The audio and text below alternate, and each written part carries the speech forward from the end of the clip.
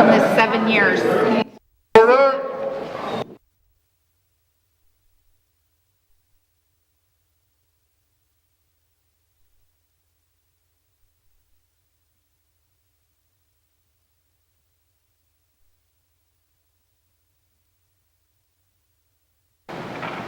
O God, may your spirit and guidance be in us as we work for the benefit of all our people, for peace and justice in our land, and for the constant recognition of the dignity and aspirations of those whom we serve. Amen.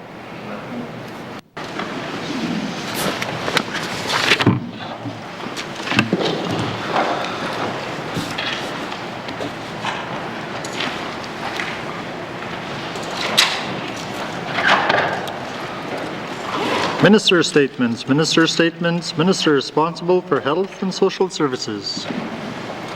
Thank you, Mr. Speaker.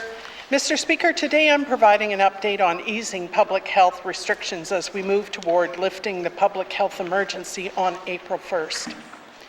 We have seen a steady decline in cases in the N.W.T since the mid-January peak, after, but not before, Omicron produced over 3 times the number of new COVID-19 infections compared to all previous waves of the virus combined in the N.W.T.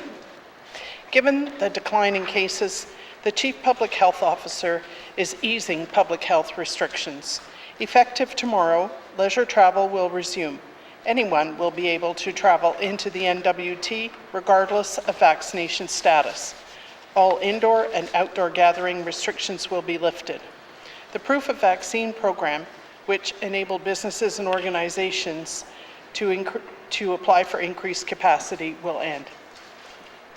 Mr. Speaker, the Chief Public Health Officer has always been guided by the most current scientific evidence to ease public health restrictions.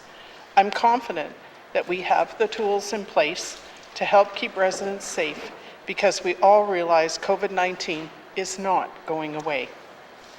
Some restrictions will remain throughout March until the public health emergency ends, including wearing face masks in indoor public places, mandatory isolation if you have COVID-19 or are sharing a household with a person who has COVID-19, and reporting positive COVID-19 tests. In addition, any out-of-territory traveler will be required to get tested the day they enter the N.W.T.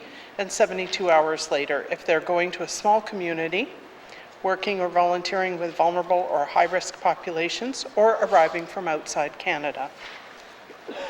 Throughout the pandemic, we've all had to change the way we live our lives. We've missed school, work, weddings, birthday parties, feasts, and celebrations. Many of us have struggled to maintain our mental health.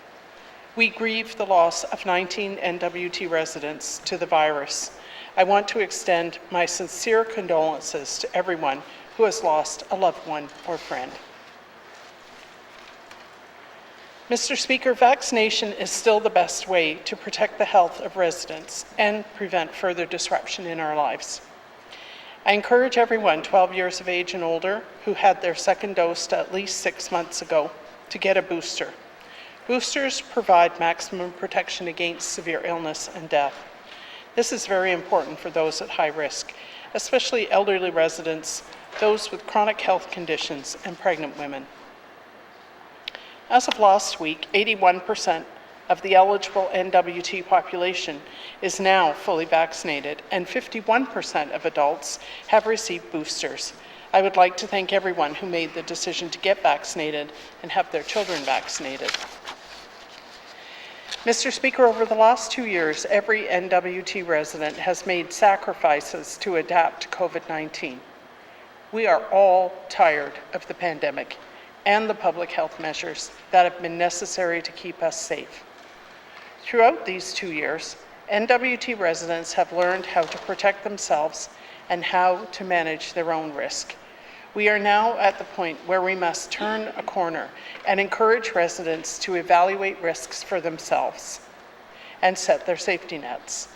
It is time to end the public health emergency because the risks associated with COVID-19 are no longer the emergency they once were. We're in the process of determining what services and resources will be required to be ready to respond to COVID-19 outbreaks. I want to again take this opportunity to thank Health and Social Services staff for their tireless work in providing top quality care for N.W.T residents. Mr. Speaker, I also want to thank residents for complying with the public health orders and recommendations and for supporting each other through every outbreak, school closure, containment order, and business interruption. I ask everyone to continue to help each other and take precautions to allow us to move forward to enjoy time with family, friends, and communities after this long interruption. Thank you, Mr. Speaker.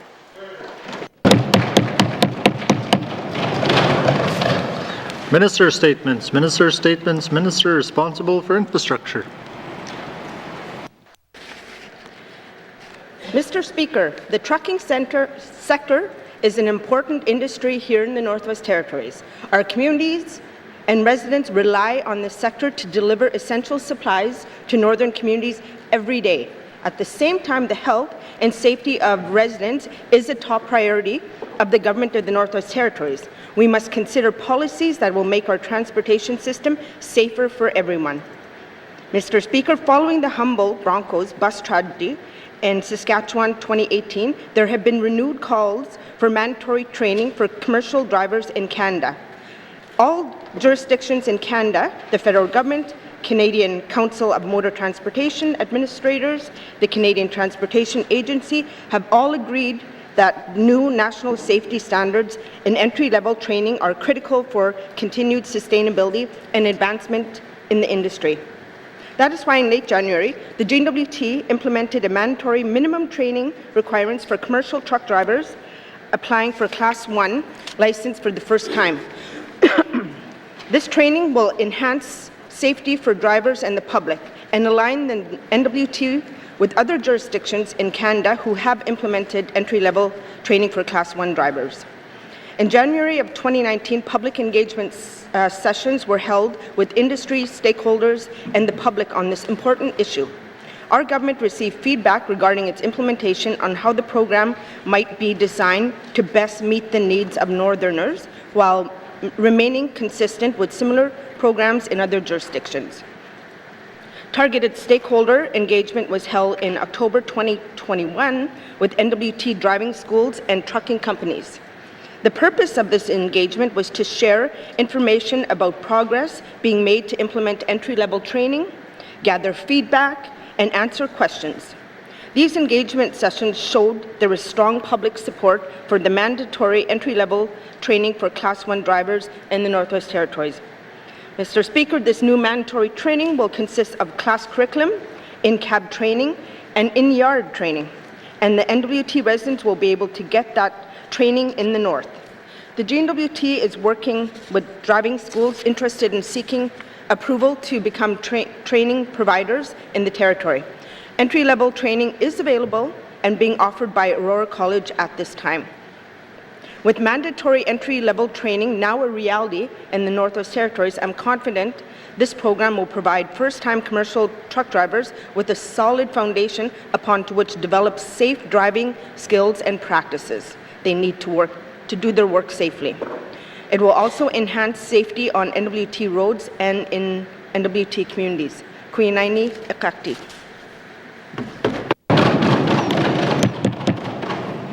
Thank you, Minister. Minister statements. Minister statements. Minister responsible for Worker Safety Compensation Commission. Thank you, Mr. Speaker. Today I want to share some details about a new initiative led by the Worker Safety and Compensation Commission called Safe Workplace, launched this year in N.W.T and the Northwest Territories. Safe Workplace and Health and Safety programs that recognize employers for their workplace safety performance and helps others identify areas to improve.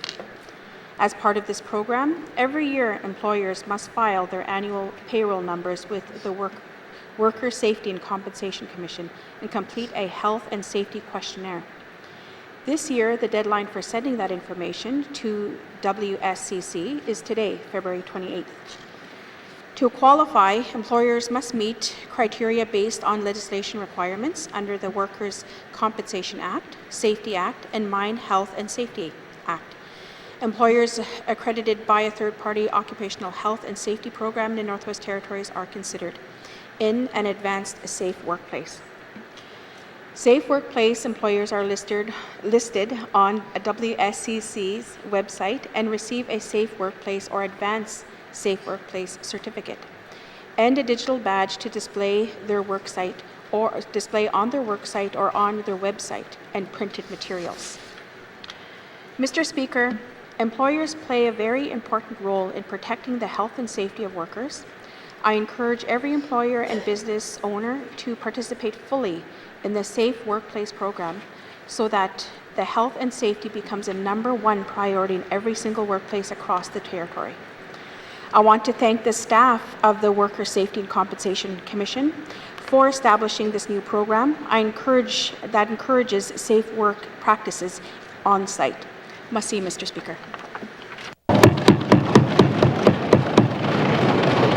Thank you, Minister. Minister statements, member statements, member statements, member for Haver South. Thank you, Mr. Speaker. Mr. Speaker, this pandemic has been unforgiving. In Canada, to date, there have been more than 36,000 deaths. The effect of this pandemic has, in part, helped fuel addictions and overdoses in this country. Data from the Government of Canada document opioid and stimulant-related harms in Canada states that between 2016 and 2021, there has been approximately 24,600 plus deaths throughout Canada. It is mostly impacting those between 20 and to 49 years of age, with males accounting for 75% of deaths. Without health supports, the result of opioid addiction may well be death. Mr. Speaker, over the past several months, there are families in the N.W.T who have lost loved ones to addictions and the illicit drug trade. They did not have to die. They found themselves caught up in a situation that they were unable to control on their own. I know many people with addictions who I believe are good people and who do reach out in their own way for help. It is up to us to recognize that call for help and be there for them. I take personal responsibility for not listening more and not recognizing those cries for help. I know I must also be stronger in my argument for treatment and aftercare supports for those in need of it. Mr. Speaker, as the opioid crisis in the N.W.T grows, we know it requires, as with any business, supply, distribution, transportation, customers, and payment. In our small, tight-knit communities, N.W.T communities, most people know who is transporting, who is selling, and who are using, and ask why law enforcement are not making arrests. The answer is that legislation and charter rights prevent law enforcement from arresting persons based only on assumptions or hearsay. To keep drugs off the street, it is important that law enforcement follow proper procedure when collecting evidence. Failing to do so is a common defense to possession or trafficking charges. Mr. Speaker, the community of Hay River is asking for enforcement to curb the influx of illicit drugs into the community. The means to accomplish it will be on the shoulders of experienced law enforcement. However, enforcement is only part of the solution. Education, prevention, treatment, and family are the first lines of defense. When we do call in enforcement, that is when we know we are losing the battle. Mr. Speaker, I will have questions for the Minister of Justice at the appropriate time. Thank you. Thank you, member for Haver South. Member statements, member for Great Slave. Thank you, Mr. Speaker. Mr. Speaker, as a child in BC in the 80s, I was one of the first to take part in CARE, an innovative program to raise awareness in young children about inappropriate touching and sexual assault. At that time, the messaging around stranger danger was the caricature of the flasher in a trench coat lurking in the local park, something that happened to my sister once near our home and to me along my paper route as an 11-year-old. Fast forward decades, and our young people now face a new stranger lurking in the dark in the form of online cyber predators. Mr. Speaker, since the election, I have made 1,200 new friends on Facebook from across the Territory, and I love this. It gives me a glimpse into places I never get to, allowing me to better understand life for our residents. However, since that time, I've had some disturbing messages come from strangers via the internet. And on Saturday night, while relaxing at home, I received a series of messages from someone who wanted to meet me. When they received no response, the messages escalated, eventually leading to a pornographic photograph and vulgar language about what the sender wanted. Mr. Speaker, this isn't the first time. Ever since I ran for MLA, I've received unwanted attention online, including photographs such as this one. Last year on my birthday, just as I was waking up, I received a very shocking, inappropriate video from a stranger as a gift. Mr. Speaker, I often use humor as a coping mechanism. So yesterday I took to social media and posted about what had happened. The response was overwhelming and, frankly, Mr. Speaker, quite disturbing. Numerous women responded that they too experience online sexual harassment on a regular basis. A friend private messaged about a recent post in which numerous young women in the N.W.T shared their stories of a repeat predator in their community. This person is known to police, however, no action is ever taken, even though he is known to contact girls online as young as 14. Sexual assault is never okay. Sexual assault is any sexual contact or behavior without consent, and it is a crime. In 2019, the N.W.T had the highest rate of sexual assault in the country, at 7 times the national rate, and is a major cause of suffering, pain, and trauma for our residents. Mr. Speaker, I seek unanimous consent to conclude my statement. Thank you, Member for Great Slave. The member seeking unanimous consent to conclude her statement. Are there any nays? There are no nays. You may conclude your statement.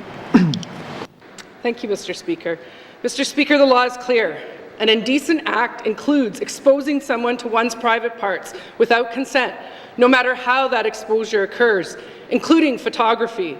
However, Mr. Speaker, given my experience over the weekend, I don't think that the message is getting out there, and I'm worried about the impact on our vulnerable youth if we don't hold people accountable for online sexual assault. I will have questions for the Minister responsible for the status of women at the appropriate time. Thank you. Thank you, Member for Great Slave. Member statements. Member statements. Member for Thabatcha.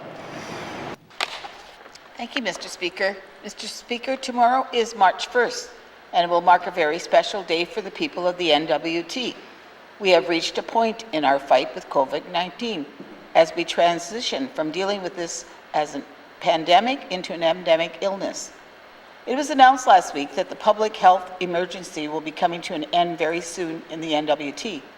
And with the public health orders will also be, public health orders will also be revised. Among the changes coming into effect tomorrow include no limits on large gatherings, as well as a discontinuation of vaccine passports. Mr. Speaker, after 2 years of restrictions, this moment has been a long time coming for the people of the N.W.T. Having said that, I would also like to thank all the healthcare and essential workers who have worked tirelessly to keep us safe and have kept the flow of essential goods and services continuous into our communities over the last 2 years. Mr. Speaker, I would also like to acknowledge all school and education staff who have worked under very uncertain circumstances as they continue to serve our young people and our communities amid this pandemic. Similarly, I'd like to recognize all students both in Fort Smith and across the territory for their perseverance as they navigated this pandemic while also going to school and trying to complete their education. I know this pandemic has been hard on the mental and emotional health of students, educators, and parents. In addition, Mr. Speaker, I want to thank my colleagues in this House for their cooperation through these troubling times.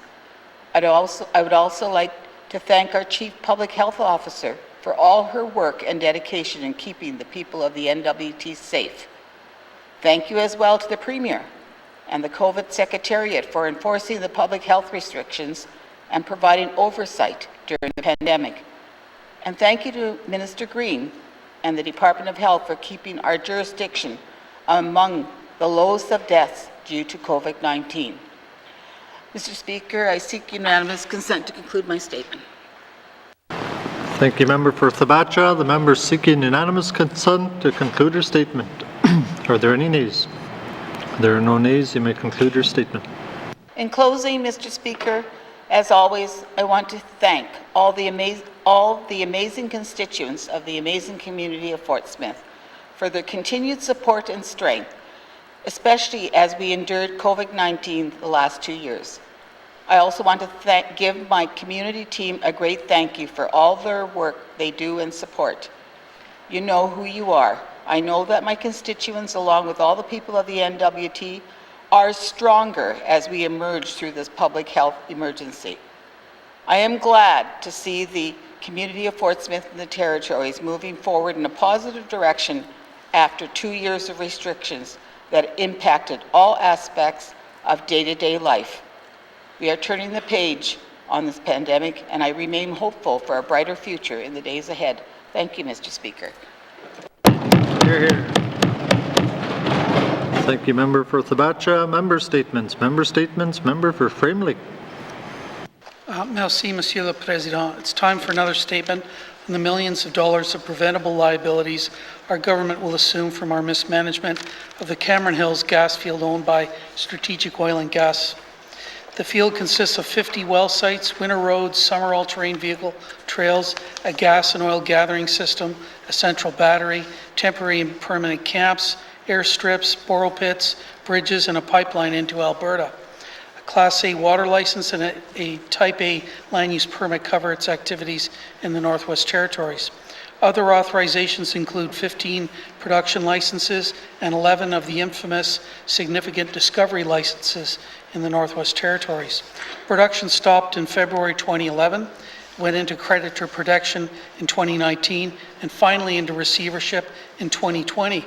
We accepted this site under the devolution agreement without full financial security and without an approved closure plan. Despite a mandate commitment from the 18th Assembly to develop, quote, a sound financial security system to prevent public liabilities, end of quote, nothing was done to prevent this. As far as I can tell, the Mackenzie Valley Land Water Board gave conditional approval to the fourth version of the closure and reclamation plan in January 2020, and it is still waiting for the significant improvements to be done before final approval.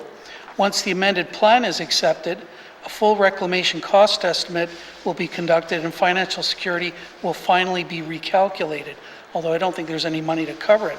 Surely our government must have some idea by now of how many millions of dollars this mess will cost N.W.T taxpayers. The last inspection report by the Department of Lands dated January 2021 shows unacceptable conditions at the site. Emergency spills were required to prevent larger unauthorized releases from the camp sewage lagoon and the surface runoff retention pond. The last report from the court-appointed receivers from July 12, 2021. The report says N.W.T payments to the receiver have been about $2.4 million, and all of the money held as financial security will be used up, so the additional costs will be covered by taxpayers.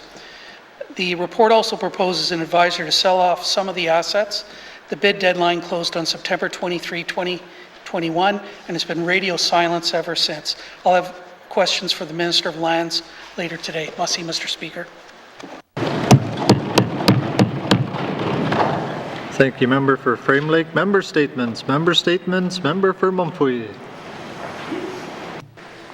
Thank you, Mr. Speaker. Okay. Today I will follow up from my member statement I delivered on housing in N.W.T from February 24th. Okay, I am concerned that the Housing Corporation is over-assessing the value of homes, that the Housing Corporation is signing mortgage agreements with people that do not reflect the actual market value of the house. So people living in small communities are already facing higher cost of living and less opportunity for employment and income struggle to pay off their mortgages in their lifetime. When I questioned the Minister of Housing on these outstanding mortgages, the Minister indicated, I would like to deal with these files and try to close them up before the end of this government. Mr. Speaker, that is a very positive statement. However, the Minister also indicated that writing off any debts has to go through the procedures set in the Financial Management Act. In this act, we can see the government follows a process through the Financial Management Board to write off government of the Northwest Territories assets or debt or obligation owed to the government. There is also a process to forgive debts and obligations.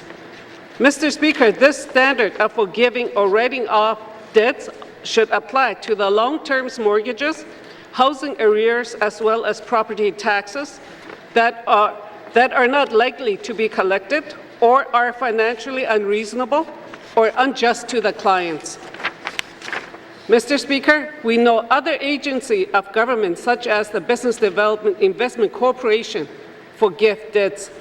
In a recent BDIC report, annual report, it states that the FMB may approve the forgiveness of debts. A forgiven debt is removed from the financial statement as the BDIC is no longer able to collect. Mr. Speaker, over the last 5 years, the BDIC removed $4.9 million from their financial statements in support of 21 businesses. I would like to see the Housing Corporation do the same. According to BDIC annual report, Mr. Speaker, can I have unanimous consent to conclude, please? Thank you, Member for Mumphrey. The member is seeking unanimous consent to conclude her statement. Are there any nays? There are no nays. You may conclude your statement. According to BDIC annual report, in 2016-2017, BDIC relieved 5 accounts totaling $840,000. In 2017-18, BDIC relieved 9 accounts at $3.9 million. In 2018-19, BDIC relieved 4 accounts totaling $420,000. In 2019-20, BDIC relieved 3 accounts totaling $358,000. In 2021, no accounts were written off or forgiven. Mr. Speaker, I am glad the minister has committed to reviewing outstanding mortgages, debts across the N.W.T, and close them up before the end of this government. I will have a question for the Minister of Housing on how we can get this done later on today. Thank you. Thank you, Member for Mumphrey. Member statements. Member for Yellowknife North. Thank you, Mr. Speaker. There is a lot of changes I would like to make to the Liquor Act, too numerous to list in one member statement, but the short form would be See Europe, Mr. Speaker. I dream of allowing minors in pubs and, perhaps being able to share some wine in the park. However, I don't think that those ideas have majority support in this House. So my next compromise, Mr. Speaker, would be CBC, where you have private liquor stores. God, how I dream, Mr. Speaker, of ending the monopoly on liquor and getting rid of the Liquor Commission. Additionally, perhaps the brew pub could be able to sell some beer at farmers market, or maybe even you could serve some alcohol at a farmers market. However, Mr. Speaker, I still don't believe that those ideas would have support in this House. So I believe there is a solution, and the solution is in community-based decisions. A number of jurisdictions have devolved more and more powers to municipalities, and in fact, in Vancouver, a number of beaches have designated public drinking areas. That was a bylaw passed by the City of Vancouver. Perhaps we could let the City of Yellowknife serve beer, and I could have a beer at the main stage of Folk on the Rocks. A bit of a tangent here, Mr. Speaker. It's actually proven that beer gardens cause people to drink more. And many festivals, when allowed to get rid of their beer gardens, then implemented them again because they were losing sales. When you put everyone in a designated corral and say that's the only place to drink, binge drinking occurs, Mr. Speaker. However, Mr. Speaker, I think there's a lot of changes and a lot of conversations to happen. Perhaps the liquor store could be open on Sunday. Perhaps it could be open on Election Day. Perhaps corner stores could sell alcohol, or grocery stores. Mr. Speaker, but I think the way to do this is to allow our communities to make those decisions. Right now, we allow our communities to make one decision, and that's prohibition or N.W.T. liquor laws. I think there are steps in between that. In Nunavut, for example, when Iqaluit got its liquor store, you were allowed to a limit each day per person. You actually register your name in the store to make sure that person is reaching their limit. And certain people get cut off at times, Mr. Speaker. perhaps that is a step that a community presently has prohibition wants to take on a step in between. I think there is a lot of steps in between prohibition and our current outdated liquor laws, and maybe one community wants to go in more liberal, and maybe one wants to go in a more prohibition-minded. But let's let them make that decision, Mr. Speaker. Thank you. Thank you, member for Yellowknife North. Member statements. Member statements. Member for Deschutes. Well, see, Mr. Speaker. Mr. Speaker, a week ago today, I raised the mandatory vaccination policy. The N.W.T has its own, but the thing with the mandatory vaccination policy, it stems from the federal government, and usually all provinces or territories mirror the federal government policies. And so it spread into the Northwest Territories, and the Northwest Territories modified theirs and called it COVID-19 vaccination policy. And within that policy, employees were required to be fully vaccinated by January 31st, 2022, or they risk losing their jobs. That's not false. It's there. You just got to read between the lines because it's saying that all over the place. And also, there's also reference to a mandatory vaccinations list. It's like a secret list or something that's within the N.W.T. That's also related to termination of N.W.T employees who did not choose, because people have a right to choose. They choose not to be vaccinated. Or everybody knows the sentiments that were going around at that time, that this was just an experimental drug. Mr. Speaker, and I'm going to have questions for the Minister of Human Resources regarding the policies related to N.W.T employees and whatnot. Thank you, member for Deschutes. Member statements. Member statements. Member for Nunavut-Twin Lakes.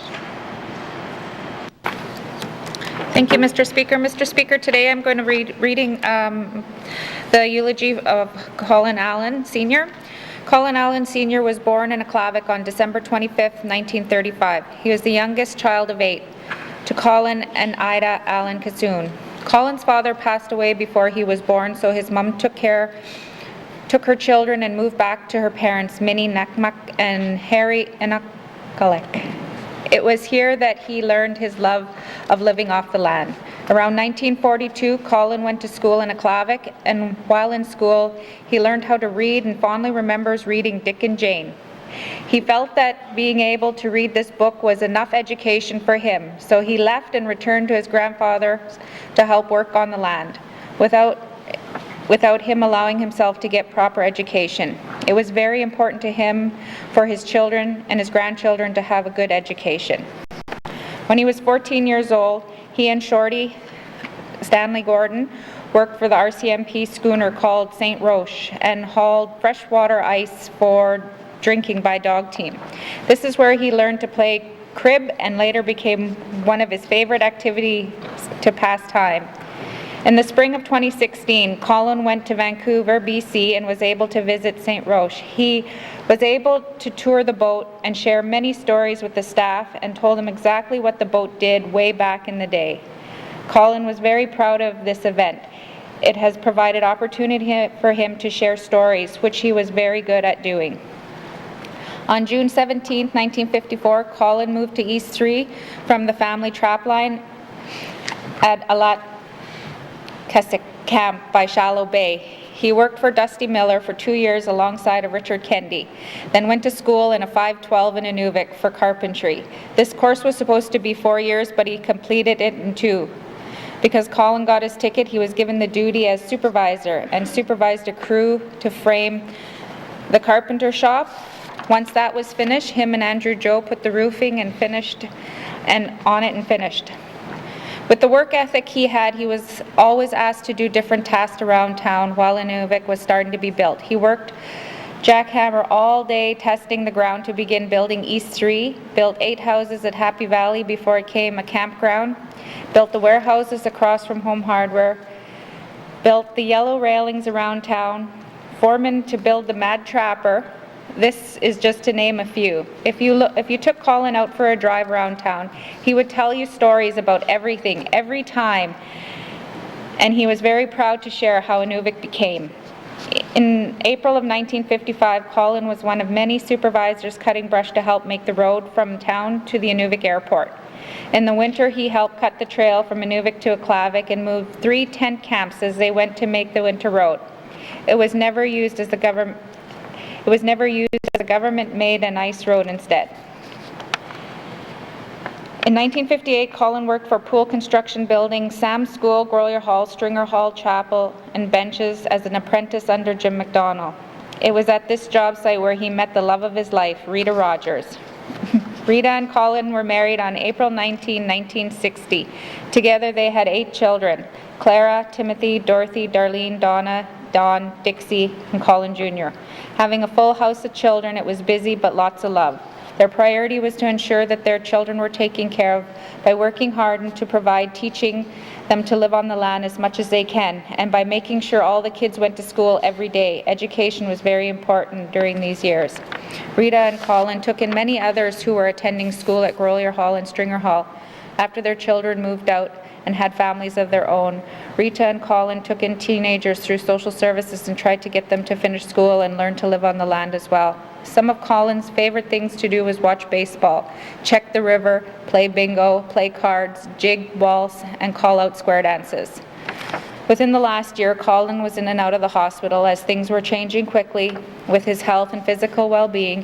He would mention that he was not sure how much longer he was going to stay with his family as he began to feel sickly and no longer could do a lot of the things that he enjoyed. During the last few months, his body was deteriorating. He never complained once about the pain. Mr. Speaker, as this was read by 2 of his grandchildren, and they all called him Dad, I will use the words as I read their closing. Dad, your laughter, prayers, stories, love, and support will always be greatly missed by all who knew him and loved him. Until we meet again, thank you, Dad, from your entire family. Thank you, Member for Inuvik Twin Lakes. Our thoughts and prayers continue with the family and the community at this time. Member statements. Member for Kamloops. Mr. Speaker, on the final day of the 18th Assembly, the government quietly tabled a study. The study was a strategic response to the municipal funding gap. It contained some dire findings. Specifically, it showed that from 2014 to 2019, despite increased N.W.T funding of over $8 million, the municipal funding gap was basically unchanged at $40 million. Communities' costs to maintain and replace infrastructure grew faster than the N.W.T's funding, and that study showed that from 2014 to 19, community infrastructure costs increased by an average of $2.7 million per year. In comparison, in the 19th Assembly, the government has a mandate commitment to increase community government funding by $5 million over 4 years. That's an average of only $1.25 million per year. It's clear that the government is not actually reducing the municipal funding gap. While the mandate commitment for $5 million is a lot of money, it's not keeping up with rising costs. Mr. Speaker, it's not even keeping up with the rate of inflation today. The persistence of the funding gap is disappointing and has real costs on people's lives. Aging water infrastructure in Bechico is case in point. Residents have brown water and frozen water lines. Even the school has had to close, Mr. Speaker. Addressing the gap is also an opportunity. According to the Conference Board of Canada, closing the funding gap would create an additional 220 jobs in infrastructure, construction, environmental services, municipal government services, and infrastructure repair. This kind of investment creates jobs, generates economic activity, and supports the overall health and wellness of Northerners. I want to conclude by returning to an exchange I had with the Premier on the floor of this House. At the very beginning of this Assembly, when we were choosing our Premier and members could ask questions, I asked 2. The first was about holding leadership accountable, and the second was about the plan to address the municipal funding gap.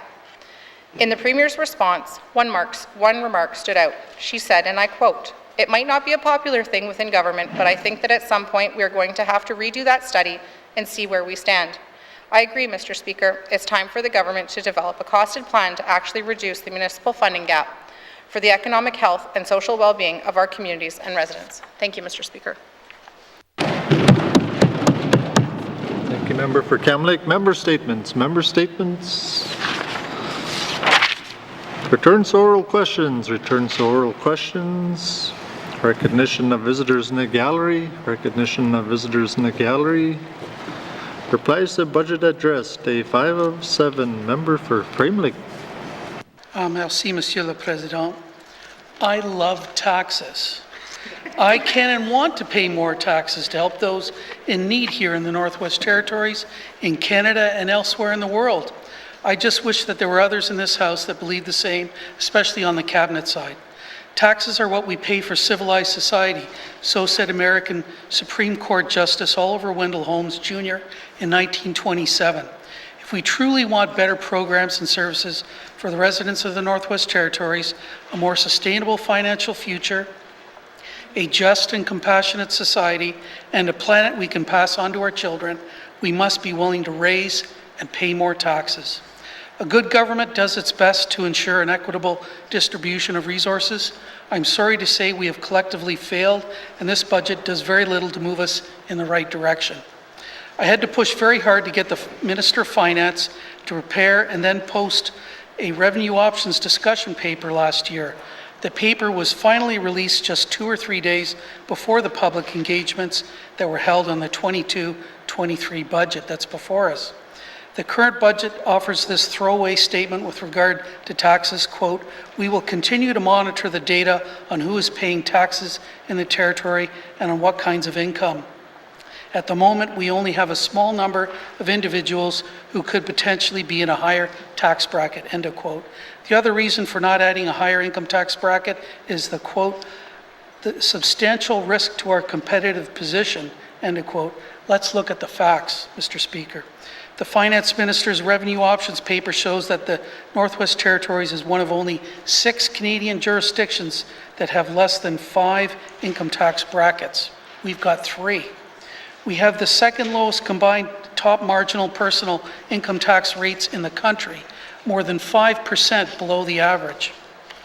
If N.W.T brought in a new high-income tax bracket of 16% for those earning $200,000 or more taxable income, it would affect 420 taxpayers, the top 1%. It would raise their taxes an average of about $2,200 a year and bring in another $1 million in revenue. That's not a lot, but it should be the beginning of a more serious look at tax fairness. That's something this Cabinet started with a reduction in small business taxes that cost our government $1.4 million with no effort to replace those revenues. Now, another high income tax rate bracket would also help to replace the corporate resource giveaway earlier in the life of this Assembly when the ITI Minister gave a 15-year significant discovery license to Husky Oil with no rental fees, costing us $21 million in lost revenues. What other opportunities are there to raise more revenues? The promise of devolution and more resource revenues has been a dismal failure. Low commodity prices and financial uncertainties are partly to blame, but our chronically low resource royalties are the biggest problem. ITI contracted a report that applied an internationally accepted framework for managing natural resources in 2017.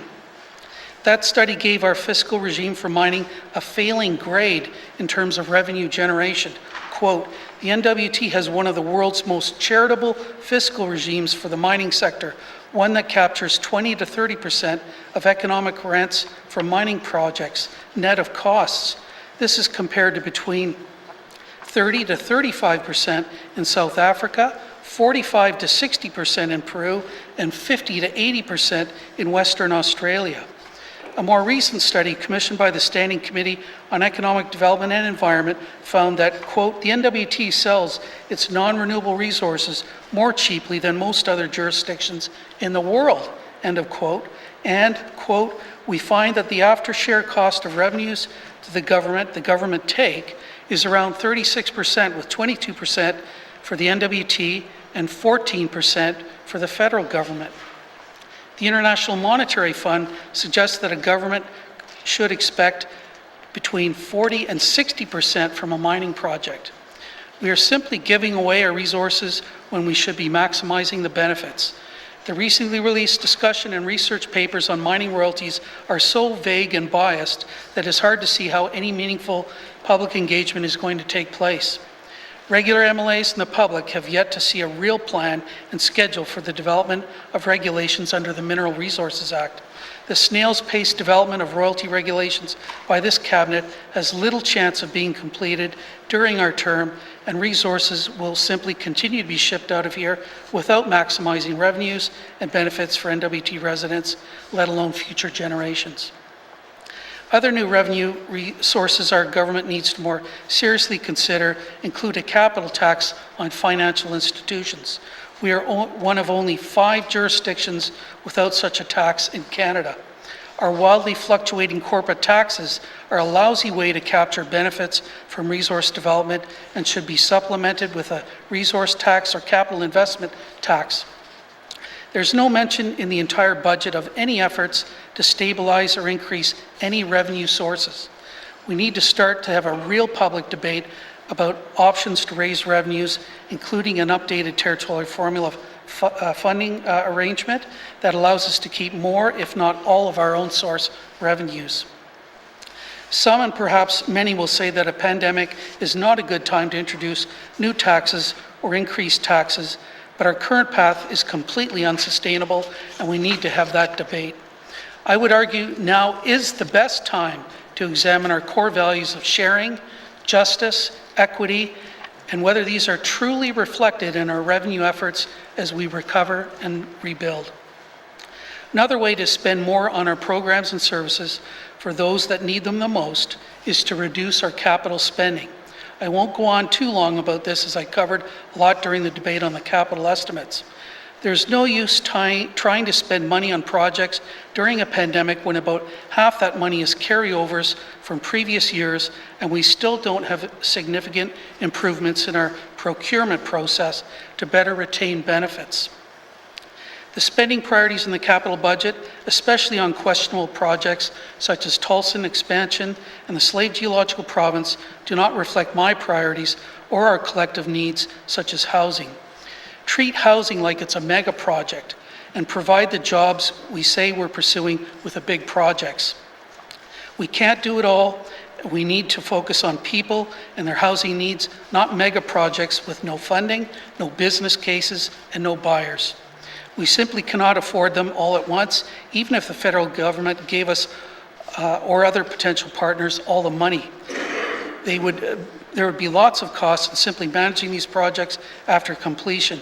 Just look at the $12 million a year that the N.W.T must pay each and every year for another 25 years for the Cleacho all-season road. Those project payments are eating into our ability to spend on programs and services. Stop the spending on these wasteful large projects now and use that funding on housing, education, and health care that will make a real difference in people's lives. If Cabinet has to have one mega project, use a phased approach for the Mackenzie Valley Highway to ensure that we can maximize local benefits. The Government Renewal Initiative has slowed down, and I've yet to see any results. While I support the concept of program evaluation and review, this work cannot possibly find spending cuts to fund our unsustainable path when there is overspending on capital, growing debt, and no willpower to raise more revenues. In terms of the budget process, I can say that the relationship and negotiations with Cabinet over financial matters has been cordial and respectful, a much different and welcome change from the previous Assembly. I've recommended several times to no avail that it would be more helpful to have a meeting with the Minister of Finance and regular MLAs to discuss priority areas for increased funding prior to the development of a budget. That didn't happen, but I would again encourage the Minister to do this next year to ensure regular MLA input much earlier into the process. While I appreciate the difficulty of trying to carry out prudent fiscal management during a pandemic, we are facing a fiscal crisis, despite anything said to the contrary by the Finance Minister. We just had our debt limit increased to $1.8 billion, and in this budget, we will be at $1.7 billion. Debt continues to increase at a pace greater than our revenues and spending. I agree with my colleague from Yellowknife North and others in this House that I had hoped for a substantial increase in the funding for the Northwest Territories Housing Corporation that has failed to materialize in this budget. Of course, we are still waiting for a plan to get our residents out of core housing needs, something I've been waiting for about 5 years now. I believe there are ways to fund more work on housing through the tax increases and other revenue options I mentioned earlier. I also believe that there is room to reduce some travel expenditures further and contracted services as well. There are some staffing increases in the Department of Finance that I think we can do without, so we can redirect those funds to some of the priorities of regular MLAs as well. Much of the funding for the COVID Secretariat functions are likely not necessary given the pace at which the public health emergency is going to be lifted, as mentioned even earlier today by the Minister of Health and Social Services. I can support some of the new funding in this budget for healthcare, reducing the municipal funding gap, even if the additions don't keep pace with inflation, the support for vulnerable populations, education, and childcare. Some of the economic initiatives could be better focused on diversifying our economy. I'm increasingly worried at the lack of progress on completing the ongoing Indigenous land rights negotiations and implementation of the agreements already in place. There's apparently around $1 million for new work on barren ground caribou, although I'm eagerly awaiting details, especially to see if this government is finally going to do something about habitat protection. There is little to no mention of the untapped potential of arts and culture to diversify the economy, and this is a no-brainer in my opinion, and there isn't even a whisper of it in this budget. The vague arts strategy should have been used to help identify opportunities for investment and spur on economic recovery, but there's nothing in this budget for that work. I'll be happy to work with my colleagues on this side of the House to push for changes to the current budget. We still have more work ahead of us to ensure that the priorities of regular MLAs are more clearly reflected in the budget, but I am confident that working together we can reach a reasonable compromise and a better balance. Merci, Mr. Speaker.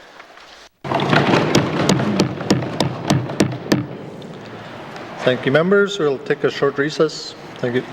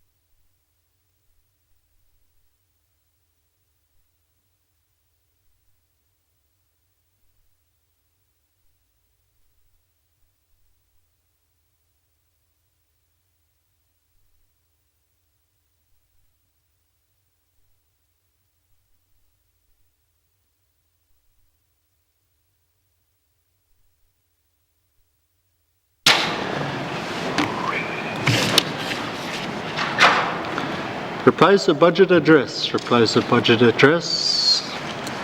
Acknowledgements. Acknowledgements. Oral questions. Oral questions. Member for Hay River South. Thank you, Mr. Speaker. Mr. Speaker, will the Minister of Justice confirm if there has been, throughout this pandemic, any measured rise in the drug trade in the N.W.T, and has it resulted in a corresponding increase in drug enforcement or staff? Thank you, Mr. Speaker. Thank you, Member for Hay River South. Minister responsible for Justice. Thank you, Mr. Speaker. During 2020, we saw an increase in drug trade, and there's been a trend over the last number of years of increases in that trend. That being said, there are new resources in this proposed budget for the RCMP. There have been new RCMP in Hay River in the last few years, and we have more RCMP per person than anywhere else in Canada. We have twice as many RCMP per person as most places in Canada. So I'm not sure that the issue is something we can arrest our way out of, but we definitely have a significant amount of enforcement already in the territory. Thank you. Sir, oral questions. Member for Hay River South. Thank you, Mr. Speaker.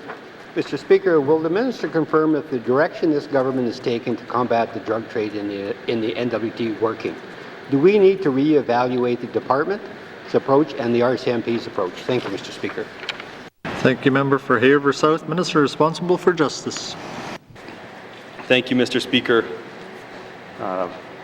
If anyone's familiar with the war on drugs in the United States, I think they've spent about $1 trillion over the past number of decades, and they have more people incarcerated for, possession of drugs than anywhere else in the world, and they still have problems. So if this is, like I said, if this isn't something we can arrest our way out of. That being said, the RCMP are well aware of the situation. I know a lot of people measure the success of the RCMP by, the number of maybe drug dealers in their communities. But the fact is that if there's a drug dealer who's arrested and put away, there's going to be another one who takes their place because there is a market. If there is someone who wants to buy drugs, there's going to be someone to sell them those drugs. So the investments that we've seen, not just in the territory but around the world, that have made the most difference are investments in things like helping people who are vulnerable, in overnight shelters, in providing services for people who might be addicted or at risk of being addicted. So those are the types of investments that we need to focus on. Enforcement is, of course, an important part, but it really is those the social aspects that we need to focus on. Thank you. Thank you, Minister. Oral questions. Member for Hay River South. Thank you, Mr. Speaker. Mr. Speaker, when I talk to persons addicted to drugs, or those that are dealing for that matter, I let them know that I'm willing to work with them and help them move away from that lifestyle. I also let them know that not changing their lifestyle or dealing with the addiction problem will result in one of three things happening, which is being murdered, overdosing, or being incarcerated. Can the Minister tell me what emphasis is placed on education by law enforcement to convince people that selling drugs in the N.W.T is not a career path? Thank you, Mr. Speaker. Thank you, Member for Hay River South. Minister responsible for Justice.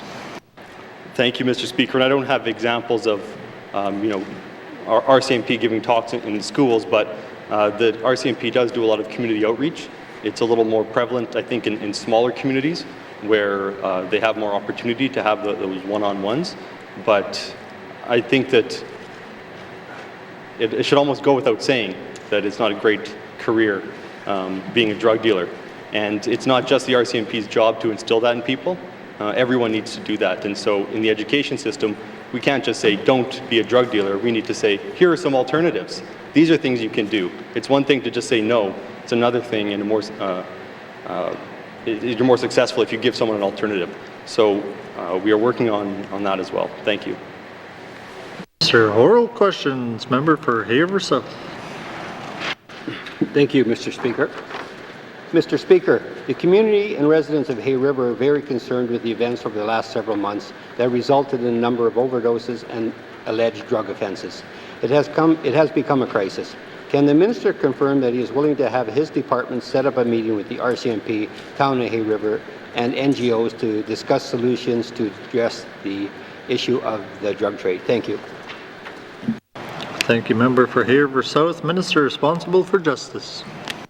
Thank you, Mr. Speaker. And I was just on the phone with the Mayor today of Hay River to talk about such a meeting where we bring together those organizations. And I'm happy to do that. As well as MLA, I've had constituents reach out to me in Hay River, and they would like to have a public meeting with the RCMP so that they can ask questions. A lot of people wonder, you know, I know that there's a drug dealer in this house. Why haven't you arrested them?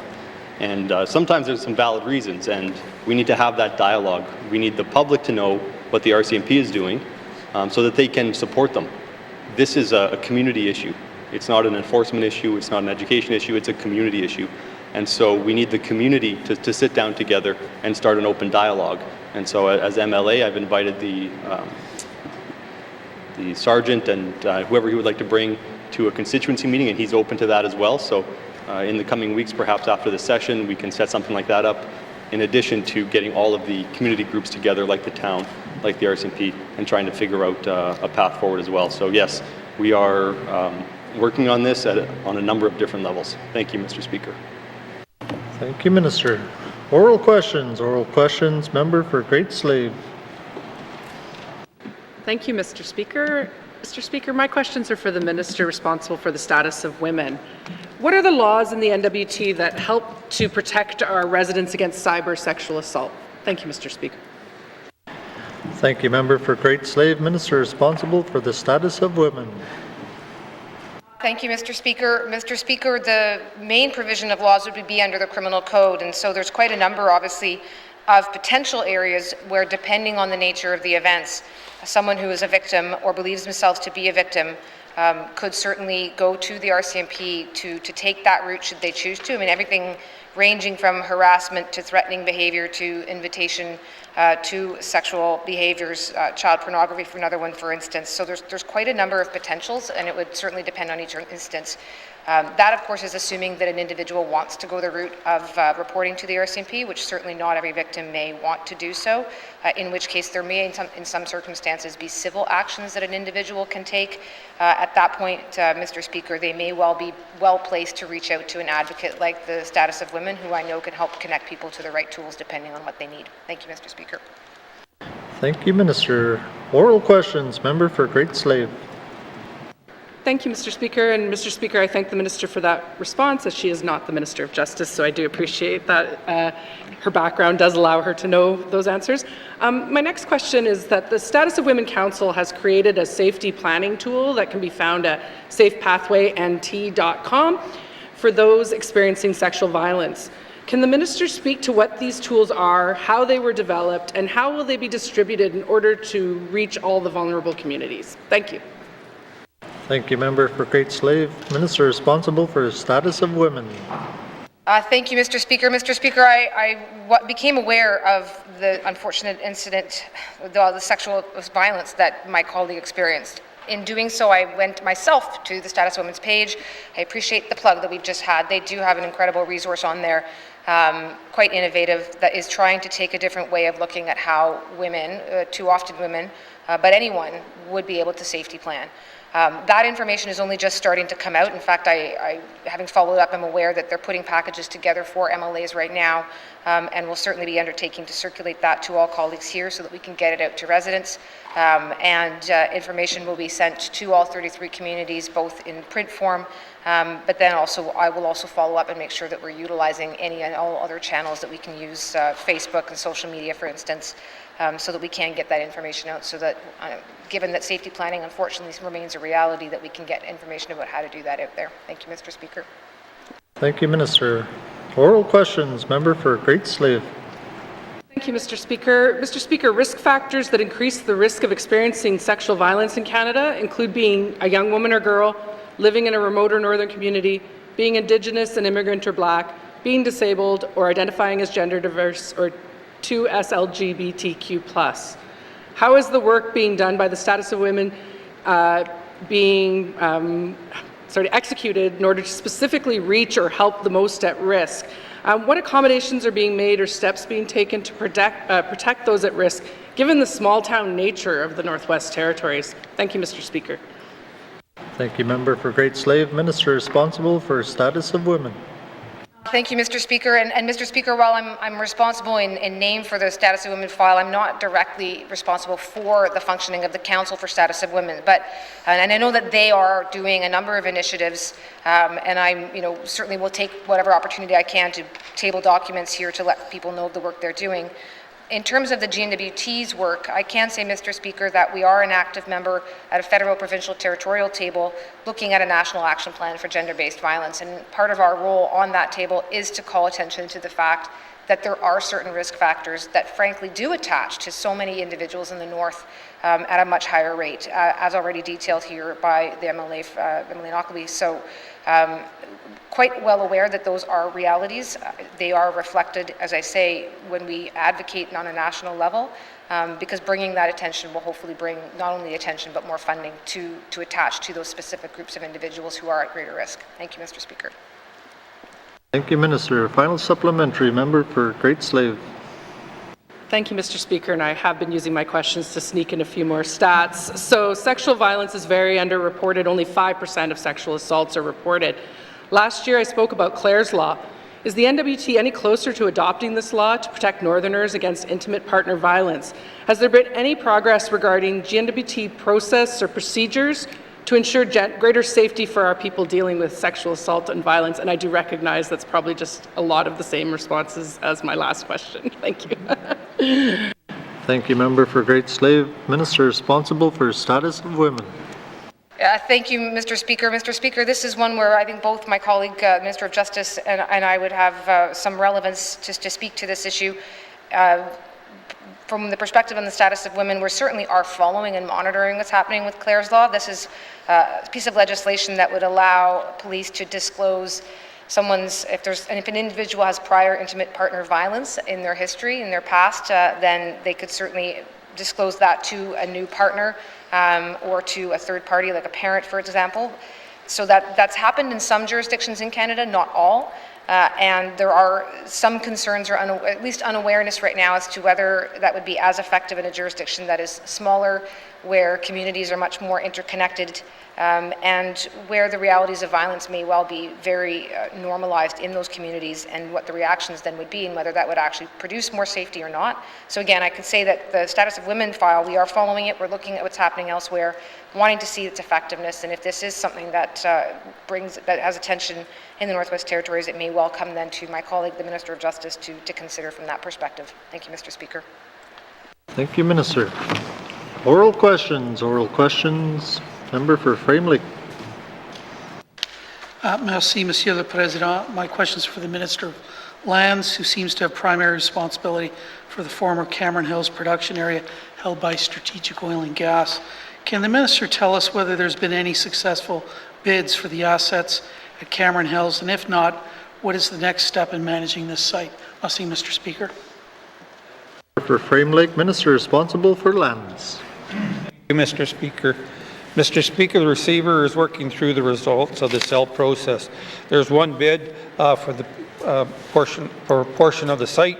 The department is reviewing the bid and will provide comments back to the receiver. However, it is in the hands of the court in the receivership process. Thank you, Mr. Speaker. Oral questions. Member for Frame Lake. Merci, Monsieur le Président. I want to thank the Minister for that. Those bids closed in September, so several months. Although there was a conditional approval given for the fourth version of the closure and reclamation plan for the Cameron Hills site, the receiver has not yet submitted a final version with numerous changes required by the Land and Water Board. It's been over 2 years now, and this plan is needed to do a cost estimate and calculate financial security. Can the Minister explain why a final closure plan has not yet been submitted and give us a date as to when it's going to come? Thanks, Mr. Speaker.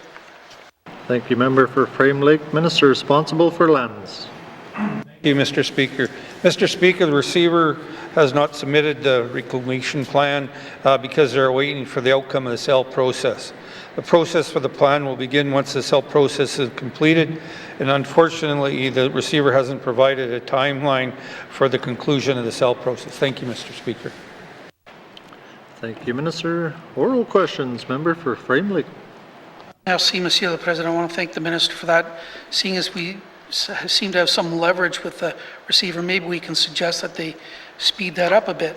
In my statement, I noted that the financial security held for the site was totally inadequate and has probably run out by now. Can the Minister confirm that the financial security has run out and tell us how much additional money our government has paid to the receiver for the compliance and limited reclamation at the site? Merci, Mr. Speaker. Thank you, member for Frame Lake. Minister responsible for lands. Mr. Speaker, the security for the land use permit and water license is at $2.9 million. In addition, Rogo holds an additional $1 million as proof of financial responsibility. The financial securities have been converted to cash or being held in trust accounts. To date, the receiver's costs have been approximately $3.0 million, which has been funded fully by the Department of Lands. Thank you, Mr. Speaker. Thank you, Minister. Final supplementary, member for Frame Lake. Merci, Monsieur le Président. I want to thank the Minister for that. The full cost for implementation of the closure and reclamation plan that's not yet finished does not appear on the public record anywhere, but our government must have prepared some sort of estimate by this point. Can the Minister provide that cost estimate and its calculation to this House? Or if he has to give it to me on a confidential basis, I'd be willing to take that. Merci, Mr. Speaker. Thank you, member for Frame Lake. Minister responsible for lands. Thank you, Mr. Speaker. Mr. Speaker, there has been some very high-level work completed around estimates for the cost of reclamation. However, due to the lack of information about the conditions of the wells and the site infrastructure, it is not possible to accurately establish the cost at this time. One of the next steps, once the sale proceeds is complete, will be to better understand the conditions of the ground, its strategic and the complete work so the government can actually estimate the cost to fix this issue. Thank you, Mr. Speaker. Thank you, Minister. Oral questions. Oral questions. Member for Yellowknife North. Thank you, Mr. Speaker. In my statement today, I spoke about a number of possible changes to the Liquor Act. I guess one of my hopes is that in the Liquor Act we will revisit the current Liquor Commission monopoly and perhaps look into the options of private stores or allowing beer and wine in grocery stores. I'm wondering if that's something the Minister can consider and perhaps update this House of whether we will see a Liquor Act in the remainder of this Assembly. Thank you, Mr. Speaker. Thank you, member for Yellowknife North. Minister responsible for finance. Thank you, Mr. Speaker. Mr. Speaker, I'm going to answer the second of the two questions first. I have recently spoken to the department and reiterated the importance of getting this piece of legislation moving along. It's a large act. It hasn't been updated in a long time, and it's now in a state with lots of different pieces in it. But that is still my goal, to see that it is ready for introduction during this Assembly. And I'll continue to update members accordingly. Mr. Speaker, right now, there's not any consideration to expanding the current retail model that sells liquor. That is not something I'll be doing at this point. And obviously, if or hopefully when the Liquor Act comes before the House, certainly then we'll be open to hearing what all members have to say and see how they may want to treat that piece of legislation at that time. Thank you, Mr. Speaker. Thank you, Minister. Oral questions. Member for Yellowknife North.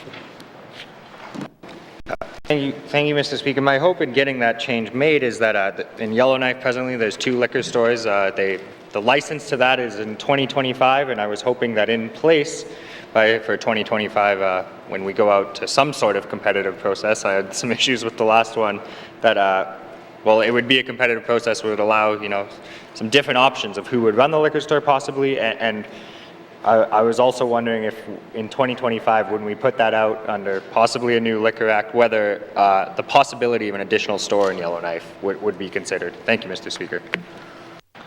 Thank you, member for Yellowknife North. Minister responsible for finance. Thank you, Mr. Speaker. Mr. Speaker, a lot of hypotheticals at this point, given that we're still under the current Act and given that the tender hasn't even been begun, that process hasn't even begun yet. But right now, the way it's set up under the Act is, of course, that it has to go through a system whereby the official retailer would have to be designated, and even before getting to that point, Mr. Speaker, when considering what the procurement process would look like And there's an analysis that's done by the NTLCC, the Liquor Commission, that looks at whether or not more stores are needed, whether the current quantity and type of store is in fact working. And as I say again, at this stage, we're still a little bit early, given that we're 3 years out. But those are the kinds of considerations that go into determining who or what type of procurement takes place. Thank you, Mr. Speaker. Thank you, Minister. Oral questions. Member for Yellowknife North. Thank you, Mr. Speaker. Yeah, I think there's a lot of work that could be done in opening up the Liquor Act, and I think one of the big areas that I would like to see is delegating some more powers to communities. And I think they could set things such as store hours, whether they want a store, whether they want to set limits on how much alcohol can be sold, how alcohol can be served at festivals and events, how licenses can be obtained. I'd basically like to give the whole act to communities, Mr. Speaker, but I'm wondering if in the plan changes that we are hoping to get done in this assembly, whether delegating some authority on liquor to communities is all being considered. Thank you, Mr. Speaker. Thank you, Member for Yellowknife North. Minister responsible for finance. Thank you, Mr. Speaker. Mr. Speaker, communities have a lot more power than just prohibition or not. They actually can hold plebiscites here across the Northwest Territories to determine what type of system they want, what kinds of rules what they want, the nature or degree of prohibition they may want.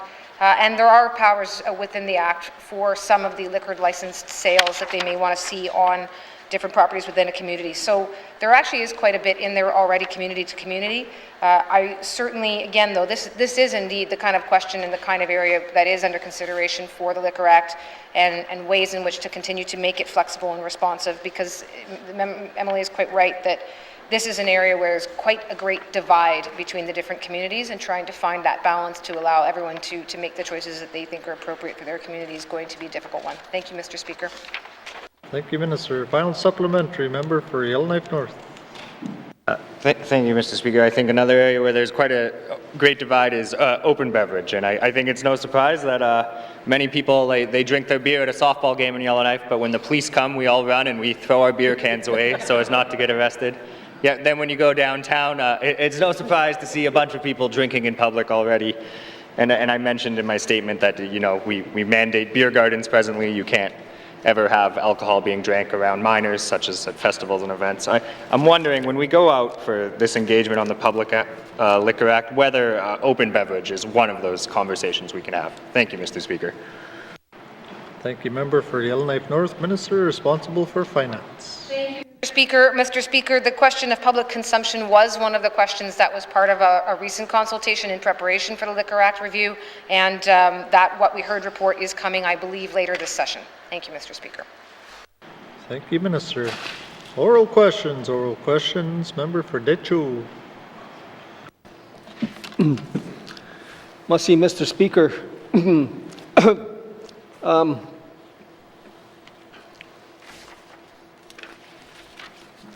On the issue of the mandatory vaccinations policy, or COVID-19 vaccinations policy, the mandatory vaccinations list, I note that from the amended vaccination policy guidelines, the definition of COVID-19 is the coronavirus. That was at the beginning of the whole outbreak in 2020. This has not been updated to include the Omicron variant and the science behind the Omicron variant. There's nothing. I've never seen it since the Omicron came out. There was no science to say what will work to cure it, except to stay home. And it didn't distinguish, and I say it again, between vaccinated or unvaccinated people. It didn't. The vaccinated people were the ones that got they were sicker than anybody else. And it's been known, and it's shown around. I'm not sure where the science is behind all that. Behind that there, the new, they're putting in new, revising the implementation or putting new public health orders. They're not new. They're still the same. You know, it was in there already. Work with vulnerable, you know, people have to have proof of vaccination. That's what it's saying. We haven't changed anything. We're just reiterating what was already there. We're still marginalizing our people. People still need vaccine passports to get into facilities and everything. But I'm wondering on the employee side, since I'm addressing this to the Human Resources Minister, I didn't want to give her any science stuff because I'll be directed somewhere else. Whether there would be some considerations, because we're in a bubble ourselves too in our small communities. We have settlement maintainers who work with everybody. And our communities, I've said before, we intermingle and nobody is getting sick. I'm wondering if the requirement for regulated federal RCMP facilities can be worked on by people that are vaccinated in headquarters that come into our communities. So this requirement is taken away from the settlement maintainers, but also the overall issue about proof of vaccinations. Masi. Thank you, Member for Detroit. Minister responsible for Finance. Well, Mr. Speaker, let me maybe just explain again what the vaccine policy is for the government of the Northwest Territories. I think that's what the question was. Vaccines have and continue to be the most effective way of preventing not only transmission but also serious illness. And Mr. Speaker, I have the pleasure of sitting with the Chief Public Health Officer where she has reiterated that science to us repeatedly, that this is the single best way of preventing severe illness. We've obviously realized with Omicron that the nature of the COVID virus is changing, it's evolving, as viruses do, and that is where we are seeing a change in the approach from the Public Health Agency, and as a result, a change in the approach by the Department of Finance on behalf of the Public Service. Our vaccine policy was not mirrored on the federal policy. Our vaccine policy was done in keeping in mind the advice of the Chief Public Health Officer here and in looking at the approach of other jurisdictions all across Canada. As we've seen the change in the Chief Public Health Office and the health approach here in the Northwest Territories, so we too at the Department of Finance are modifying our vaccine policy, which is something I know I had committed to doing several times. So at present, or rather starting imminently now, what we're going to be suggesting as of tomorrow is that it will be proof of vaccine is required for individuals who work with vulnerable members of the public in healthcare, educations, and corrections. This is just to continue as we are coming down the wave of the Omicron variant to ensure that those who are most vulnerable, either themselves or working with most vulnerable, are still giving the best possible form of protection. And those working in federally regulated work sites. Mr. Speaker, I have no jurisdiction to change the rules of the federal government, for instance, with respect to airlines, and those individuals therefore have to continue to be vaccinated. The alternative, it's never been a mandatory policy here in the Northwest Territories, other than for those who are in those federally regulated sites. Employees who are within the vulnerable sectors can continue to be tested and wear PPE. If you do have to attend a federal work site, again, Mr. Speaker, that is out of my hands, and at that point they have to comply with the fact that the federal government will continue to have mandatory policies for them. Thank you, Mr. Speaker. Thank you, Minister. Oral questions, Member for Detroit. Must see, Mr. Speaker, must see to the Minister for that. I think we can argue this all day if we want it. But anyways, I think my question was, can we make any allowances for the settlement maintainers in the small communities who aren't vaccinated, to not work in the RCMP facilities, but to have people from the regional centers come in to do those duties? Because even what she's saying, I'm just not clear yet, I'm not sure if I read somewhere where we're getting rid of the vaccine passport for travel. I don't know why they would do it there, but I don't know if she can reiterate if that is the case. And if she can answer if the vaccine passport has been, is going to be done away with. Mussy. Thank you, Member for Detroit. Minister responsible for Finance. Thank you, Mr. Speaker. Mr. Speaker, I have not heard anything from the federal government directly in terms of how employees are being dealt with, that there's been any change in their approach right now. And as such, to the extent that an employee has an obligation as part of a bona fide work requirement to travel or to attend a federally regulated space, then they will continue to have to apply those rules. With respect again to our own policies right now, Mr. Speaker, there are only 326 employees of the public service who are undergoing either the enhanced testing approach or who may therefore be having to get testing and PPE. It's a very small number. Vast majority of the almost 6,000 employees of the N.W.T's public service have actually been able to comply with this policy. Thank you, Mr. Speaker. Thank you, Minister. Oral questions, member for Detroit. Let's see, Mr. Speaker. Wasn't quite clear on what the minister stated about the unvaccinated population, whether they're given the options to do all the testing, regardless of the facilities that they would have to enter. If I could get that clarity, Mussy. Member for Detroit, Minister responsible for Finance. Thank you, Mr. Speaker. So, Mr. Speaker, again, so there's 326 employees that departments have asked for testing materials, meaning the amount of materials required for to do the proof or to do a COVID test and to wear a PPE rather than comply with providing a proof of vaccine. Now, Mr. Speaker, for the handful of those who are attending federally regulated places, for instance, having to travel, I cannot tell the federal government that I'm choosing to not follow by their policy, nor can anybody else. If the federal government has a policy that requires people to be vaccinated to get on an airline, that applies to me just as much as it does to a public servant, and those individuals would be in a circumstance where they'd probably be on leave without pay at this point. Or they'd be looking for other opportunities, but I can't control the choices that they might make. Thank you, Mr. Speaker. Thank you, Minister. Final supplementary, member for Detroit.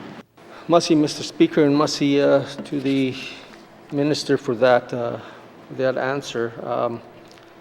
My concern here is, and I mentioned it several times, because one of the requirements is it's saying you have to work in RCMP facility. It's federally regulated, all right. I know about the flights and that. I wasn't alluding to any flights. But for the facilities, like in my community, we have a facility. The settlement maintainer can't go into there, but employees out of Hay River, who typically and normally perhaps on a weekly basis, do come into our communities anyways. I'm just wondering if those employees can cover that facility and still have our own settlement maintainer stay employed. Because I've talked about the marginalization at length a lot of times, because a lot of our employees are longtime Northerners, and many are Indigenous, and they have mortgages, payments, and all this stuff, and what we're doing is imposing our will upon others, the people that choose to have a right to do what they want with their bodies. And I don't want to say any more about the government in this regard at this time, but I'm just wondering if there would be any allowances made that can be relayed to infrastructure to make these happen. Masi. Thank you, member for Detroit. Minister responsible for Finance. Thank you, Mr. Speaker. Mr. Speaker, if an individual cannot do their job and their job requires them to attend a location that is federally regulated, then there's not much that can be done about that. People have bona fide job requirements and job duties, and if they have to attend a location regulated by the federal government, and the federal government has put on a policy saying that they have to be vaccinated, that will apply to them as much as it applies to me. The N.W.T, unlike many jurisdictions, did not have a mandatory policy. Many jurisdictions did. We've allowed, in fact, specifically, I allowed and insisted that we ensure that there's the ability for testing, that we allow the ability for testing and PPE, but when the handful of individuals run up against a federal policy, there's not much I can do to change it. Mr. Speaker, I certainly took a lot of criticism when we didn't have a mandatory policy, because a great number of people in the Northwest Territories have been severely impacted by COVID-19 and all its variants, went out and did everything they could to protect themselves. And at this point, we are rolling that back, modifying the approach, and being responsive to this disease as we have been from day one, from the first instance, to try to be at the front end of what is happening. If the federal government makes a change to their rules, we will continue to adapt our rules accordingly. Thank you, Mr. Speaker. Thank you, Minister. Oral questions. Member for Kamloops. Thank you very much, Mr. Speaker. Mr. Speaker, my questions are for the Minister of Municipal and Community Affairs today in regards to the municipal funding gap. The Minister, as well as the Premier, have previously indicated that lands have been transferred worth about $405,000 to municipalities to help reduce the municipal funding gap. I'm wondering if the Minister can speak to any additional funding outside of the municipal funding gap formula that has been provided to municipalities to help close that gap. Thank you. Member for Kamloops, Minister responsible for Municipal and Community Affairs. Thank you, Mr. Speaker.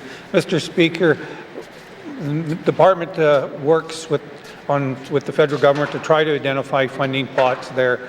Unfortunately, it's a one-time shot that we were able to get money from the federal government, but it doesn't help shrink the funding gap. The member talked about looking at transferring land. We are working with the Department of Lands.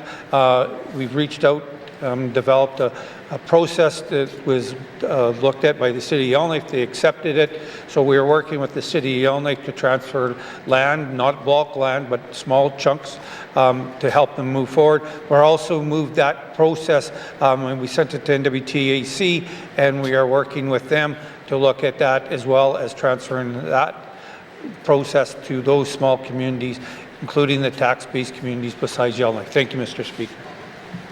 Minister, oral questions. Member for Kamloops. Thank you very much, Mr. Speaker. Mr. Speaker, last week a colleague of mine tabled written questions in regards to the municipal funding gap, specifically asking for the status of that gap and specifically also by community. I'm wondering if the minister responsible will commit to tabling actuals of the funding gap on an annual basis by community, as this is a question that has come up annually since our term has begun. Thank you. Thank you, Member for Kamloops. Minister responsible for MACA. Thank you, Mr. Speaker. Mr. Speaker, it would be a process and we are working on that. So whatever information we have, we can share it with the committee. We could also table it moving forward. Thank you, Mr. Speaker. Thank you, Minister. Oral questions. Member for Kamloops. Thank you very much, Mr. Speaker, and I'm sure that the minister will appreciate less written questions for that one as well then in the future. Mr. Speaker, my next question is in regards to support for municipalities. One of the things that we hear over and over again is that we have to decide where we're going to put our money as a government, and that we have a very specific amount of money for new initiatives. The problem with that is that this is an invoice to the government from municipalities. This is money that we owe based on our own formula that currently exists. So this isn't new initiatives, this is simply paying our bills. Right now, within the N.W.T, we have over 5,000 employees. And so I'm wondering if the Minister of MACA will dedicate some of these employees from within his department that can specifically help source additional funding to increase the size of that pie and help municipalities access funding through the federal government, even if it is one-time funding. But a lot of times what we hear is that there just isn't the same people available to do those funding agreements with the federal government in different organizations around the territory. Thank you. Thank you, Member for Kamloops. Minister responsible for MACA. Mr. Speaker. Mr. Speaker, the Community Operation Division is the one that works with us. Again, we have 15 staff there, but it's not all 15 are allocated to that one specific topic. But the member has to understand, and the people have to understand, this is a shared responsibility through other municipal and community affairs divisions, like the community governments, sport and rec and youth, corporate, but also other divisions, which is infrastructure and finance. So it's a government approach to working, trying to get funding from the federal government. We work together. It's just not one division specifically. Thank you, Mr. Speaker. Thank you, Minister. Final supplementary, Member for Kamloops. Very much, Mr. Speaker. Mr. Speaker, the municipal funding gap is something that you hear all members talk about. And one thing I think that we can all agree is there's huge gains to be made by closing that gap. from a community level. I'm wondering if the government will commit, or when the government will commit to providing committee with a draft plan to reduce and address the municipal funding gap once and for all. Thank you. Lake Minister responsible for MACA. Thank you, Mr. Speaker. Mr. Speaker, the department is working to update the funding policies in this fiscal year 22-23. We were actually going to do it 23-24. And we will review the data from the 2014 funding review as part of that process. The Legislative Assembly, I need to reiterate this, we committed $5 million of the 25 initiative funding. I recognize there is a funding gap. However, these funding gaps exist virtually in all levels of government, including the N.W.T. It is not realistic to expect the government to cover the cost to close the gap considering today's economy and economic situation and our current fiscal situation. But we're willing to work with AOC on this. We are willing to work with N.W.T.A.C. on this. We're trying to find unique and different ways of doing it, but we also need to, work together on this. Thank you, Mr. Speaker. Thank you, Minister. Oral questions. Member for Mumphy. Thank you. Thank you, Mr. Speaker. Okay, question for the Minister of Housing. Can the Minister provide a list that details the value of all outstanding mortgages owed to the Housing Corporation by community in the Cleacher region? Thank you. Thank you. Member for Mumphy, Minister responsible for Northwest Territories Housing Corporation. Thank you, Mr. Speaker. I will meet with the MLA from Mumphy to discuss those mortgages and have those conversations going forward, as I know that this is quite a concern for the region as well too, but it also opens the opportunity for home ownership as well too, so we could describe and explain what those outstandings look like, and if we're able to transfer those units over to the constituents of Mumphy. Thank you, Mr. Speaker. Thank you, Minister. Oral questions. Member for Mumphy. Okay, thank you. Can the Minister explain the process that the Housing Corporation follows in order to request the Financial Management Board to write off or forgive debts owed to the Housing Corporation? What criteria is in place to allow the Housing Corporation to write off or forgive debts? Thank you. Thank you, Member for Mumphy. Minister responsible for Housing. Thank you, Mr. Speaker. We have an extensive process that we do follow when we're working with the outstanding and any debts owing to not only the Housing Corporation but the government of the Northwest Territories, where that's how these debts are considered. We do have the corporation does have legal counsel as well too, with those constant communication in between the client and the corporation.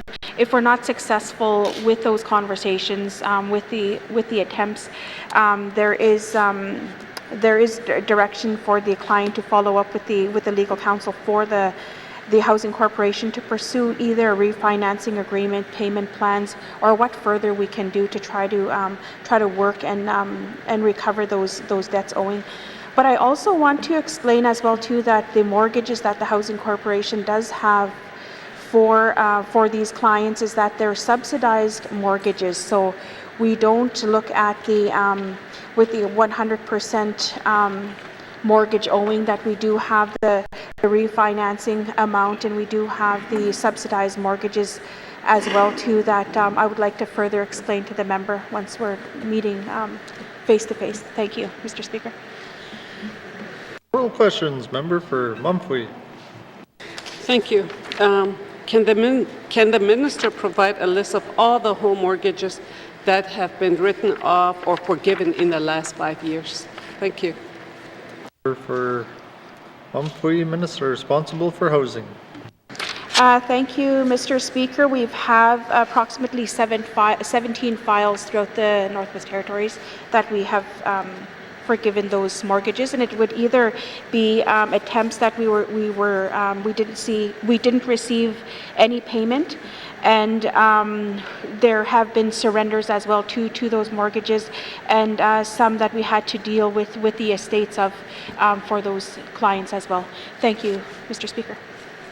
Thank you, Minister. Final supplementary, member for Mumfui.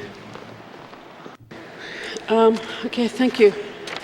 Has the Housing Corporation ever reassessed a mortgage based on market value assessment? Can the minister commit to reassessing the value of home mortgages in the Klitschko region based on the market value assessment? Thank you. Thank you, member for Mumfui. Minister responsible for housing. Thank you, Mr. Speaker. We do take into consideration the market value for these home ownership units, but we are a social program, so our refinancing and our mortgage rates are offered at a subsidized rent, quite similar to how we administer our public housing units as well too. And just for the member as well, that when we are looking at our rental rates as well, that there is a comparison, and we do take into consideration that if the client can actually afford the unit, we don't want to set anybody up for failure, but we want to make sure that they're financially secure to receive and to enter into at that time a mortgage client that is able to afford the subsidized mortgage rent. Thank you, Mr. Speaker. Minister, oral questions. Member for Mumfui. Okay. Thank you. Final questions, but I know the minister has said it before, we don't want to set anybody up for failure twice. I think it is up to the people to decide that they should work with the people on that. So does the Housing Corporation have a process where clients can apply to have debts forgiven? Can the minister commit to creating a process where clients can apply for debts forgiven or write-off? Thank you. Thank you. Thank you, member for Mumfui. Minister responsible for housing. Thank you, Mr. Speaker. There is a process that the Government of the Northwest Territories does follow. We could put forward those recommendations, but we are also binded by Canada Mortgage and Housing Corporation as well too.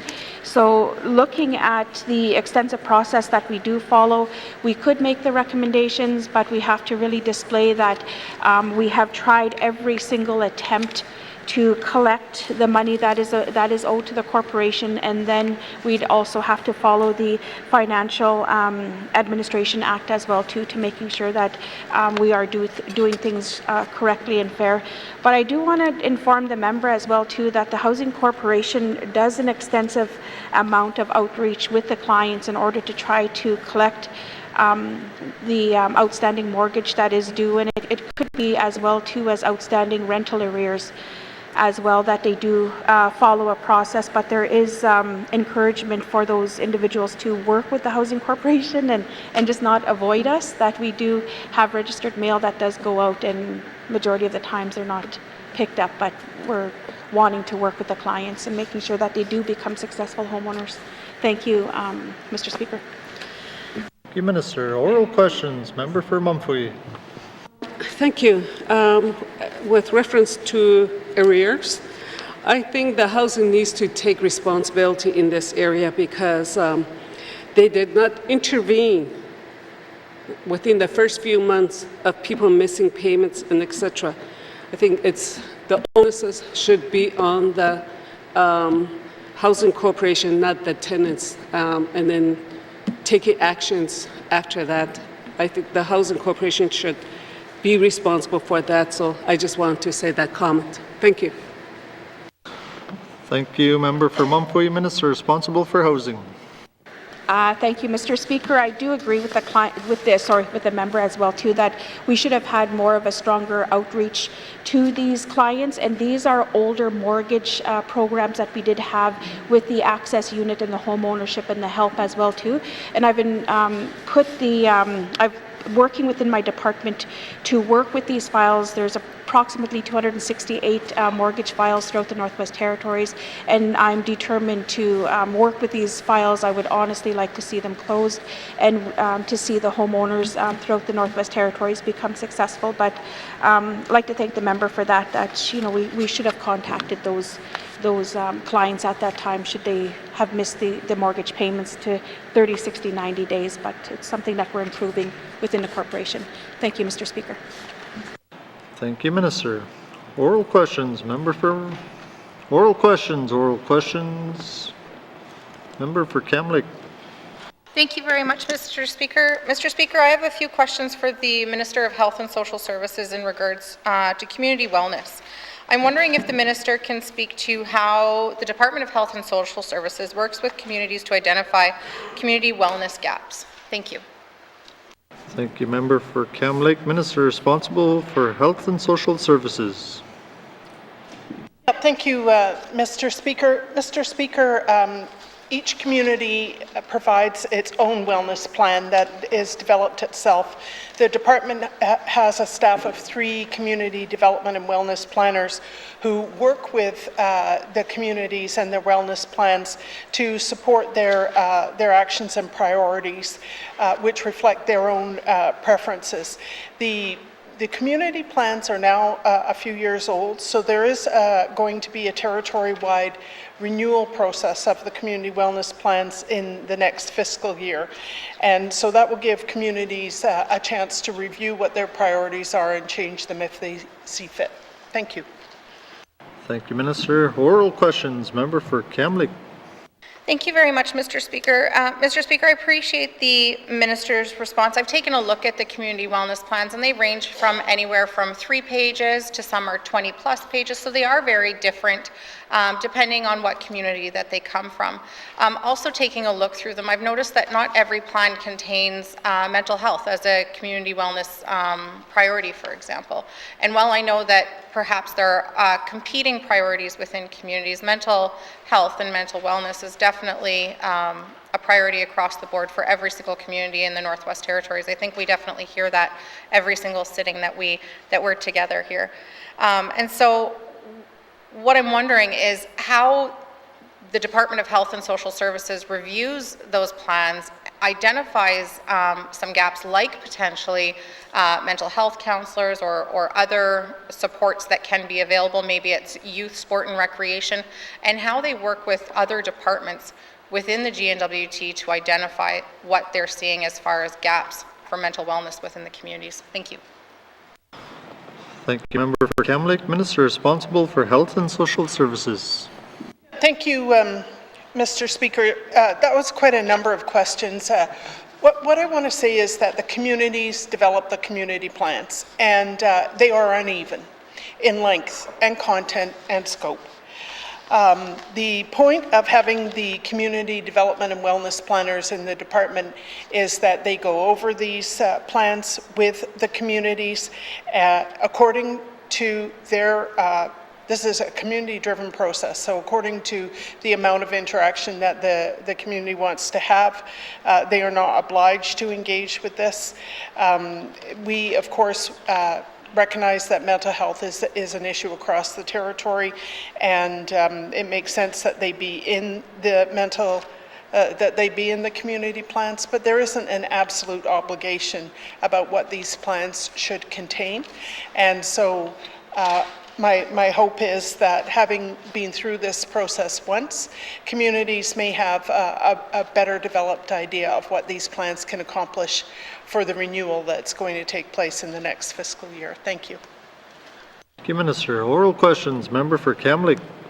Thank you very much, Mr. Speaker. Yeah, I do admit that I'm sometimes long-winded when I try to ask a question. That I will take as a pointer from the Minister. Thank you.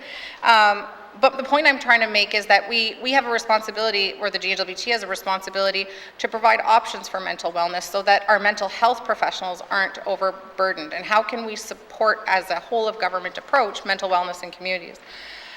For example, the government has the Child and Youth Mental Wellness Action Plan, and within that, there is an objective in there to support community-based organizations to deliver programs. and there's funding for the mental wellness plans that come along with that.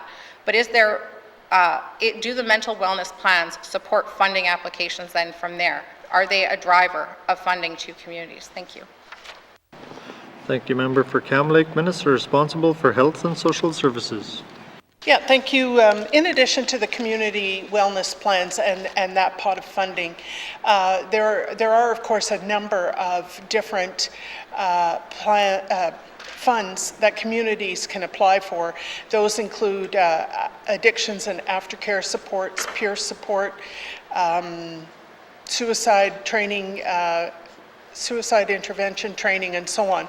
So they can be linked to the wellness plans, or they may not be linked to the wellness plans. But when there is a deadline available for funding to a community on one of these particular subject areas, then I write to the community governments, Indigenous governments, and make them aware of this opportunity, and then they choose how they want to respond to that.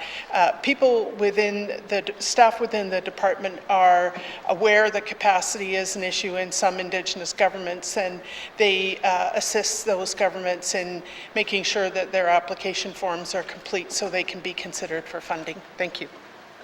Minister, final supplementary. Member for Cam Lake. Thank you very much, Mr. Speaker. Mr. Speaker, another priority of Health and Social Services was to streamline application and reporting processes for various funding opportunities. In speaking with different NGOs, I know that there is a struggle out there for some of the expectations on some of the applications and reporting situations. Procurement does have a red tape working group and a mechanism for businesses to come back to the government and let them know what is lengthy or overburdensome, and I'm wondering if Health has the similar process. Thank you. Thank you, Member for Cam Lake. Minister responsible for Health and Social Services.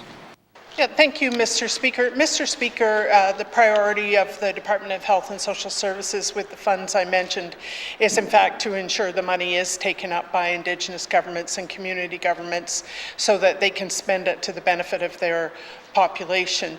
And as I mentioned, there are staff in the department who work with those organizations to make sure their applications are complete.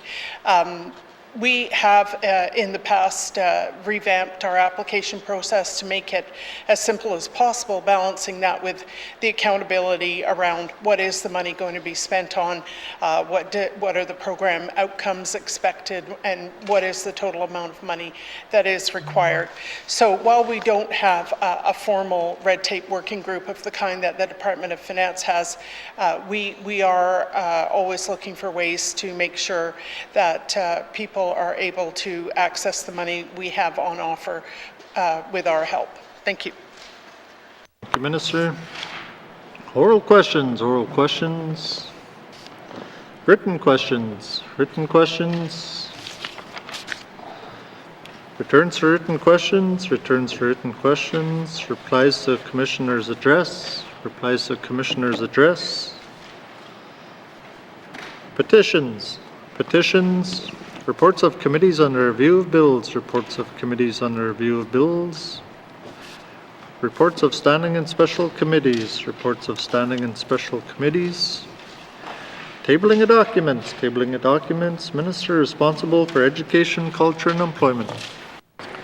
Mr. Speaker, I wish to table the following document, Aurora College Annual Report 2020-2021. Thank you, Mr. Speaker. Thank you, Minister. Tabling of documents, tabling of documents. Notices of motion, notices of motion. Motions, motions. Member for Frame Lake. President, whereas Minister Statement 292-19(2) Annual Status Report on the Mandate of the Government of the Northwest Territories 2019-2023 was delivered.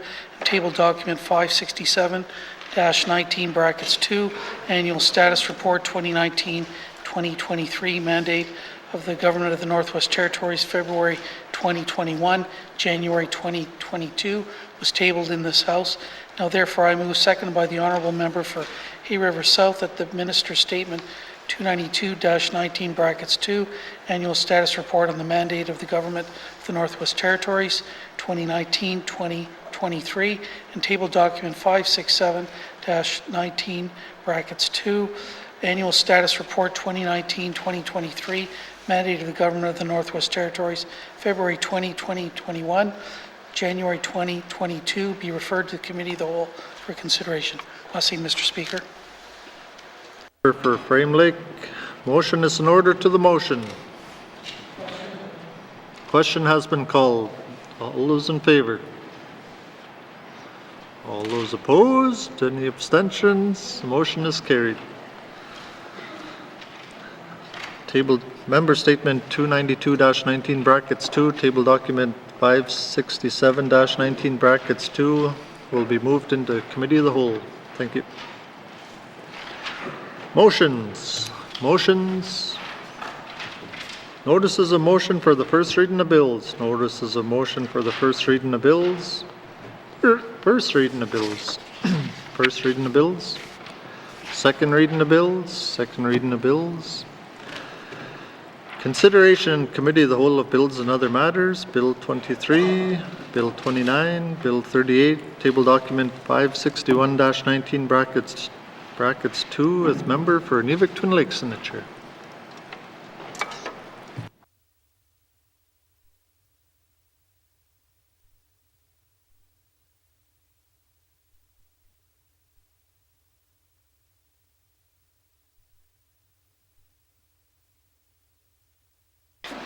What is the wish of the committee? Member for Frame Lake? Merci, Madame la Présidente. Committee wishes to consider table document 561-19 brackets 2, main estimates 2022-2023 with Northwest Territories Housing Corporation. Merci, Madam Chair. Thank you. Does committee agree? Thank you, committee. We will take a recess and return with the Housing Corporation.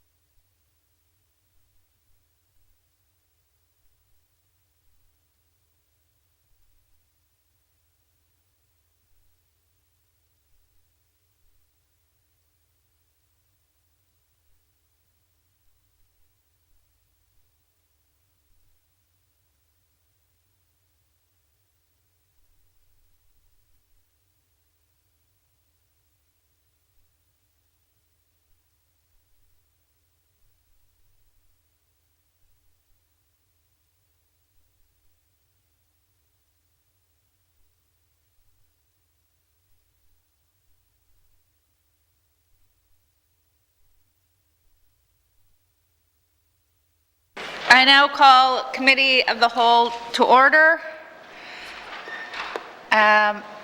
We are reviewing,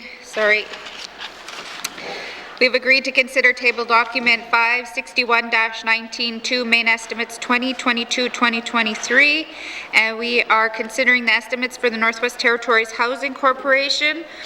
We are in the section of executive. I'm going to ask the Sergeant at Arms to escort the witnesses into the chamber. And I am going to...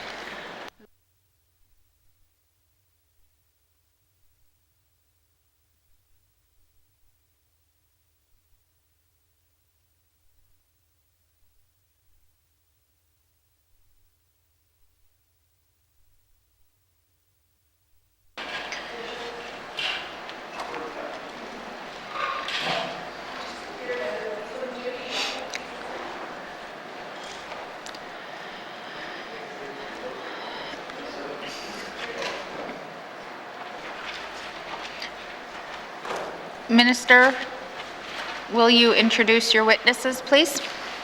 Thank you, Madam Chair. I have with me here today President of the Northwest Territories Housing Corporation, Ms. Eleanor Young, and Vice President of the Northwest Territories Housing Corporation, Jim Martin.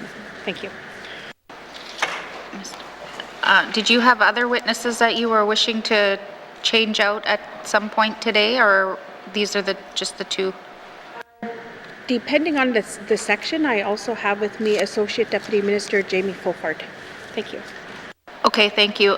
Just make sure that you let me know through the chair when you want to switch out the witnesses so I can have the Sergeant at Arms. All right, so welcome. And we are on the executive, and I'm going to give the floor back to Member for Frame Lake for the remainder of his time. Thanks, Madam Chair. Much appreciated. Trying to remember exactly where I was on Friday. It seems like a lifetime ago, but I guess I was trying to figure out how the Northwest Territories Housing Corporation determines when to go to the Financial Management Board for more resources. And I think I heard that there was 2 areas of forced growth that the corporation sought additional funds for, and looking back at Hansard from Friday, it was for property taxes and incremental costs associated with expansion of public housing programs. So I know that we all know that inflation is going to be probably around 5% for the current year. How has the Housing Corporation accounted for inflation in, in all of its operations, and why just these 2 areas for forced growth? Thanks, Madam Chair. Thank you. Minister of Housing, N.W.T. Housing Corporation. Thank you, Madam Chair. I'll have Vice President Young respond. Thank you. Thank you, President Young.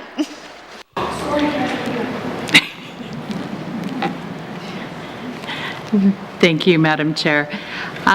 So when looking at our budget and pressure points, as the member speaks to, we take a look as each forced growth cycle comes up, look at the areas where there are uncontrollable costs or controllable costs that we need to address.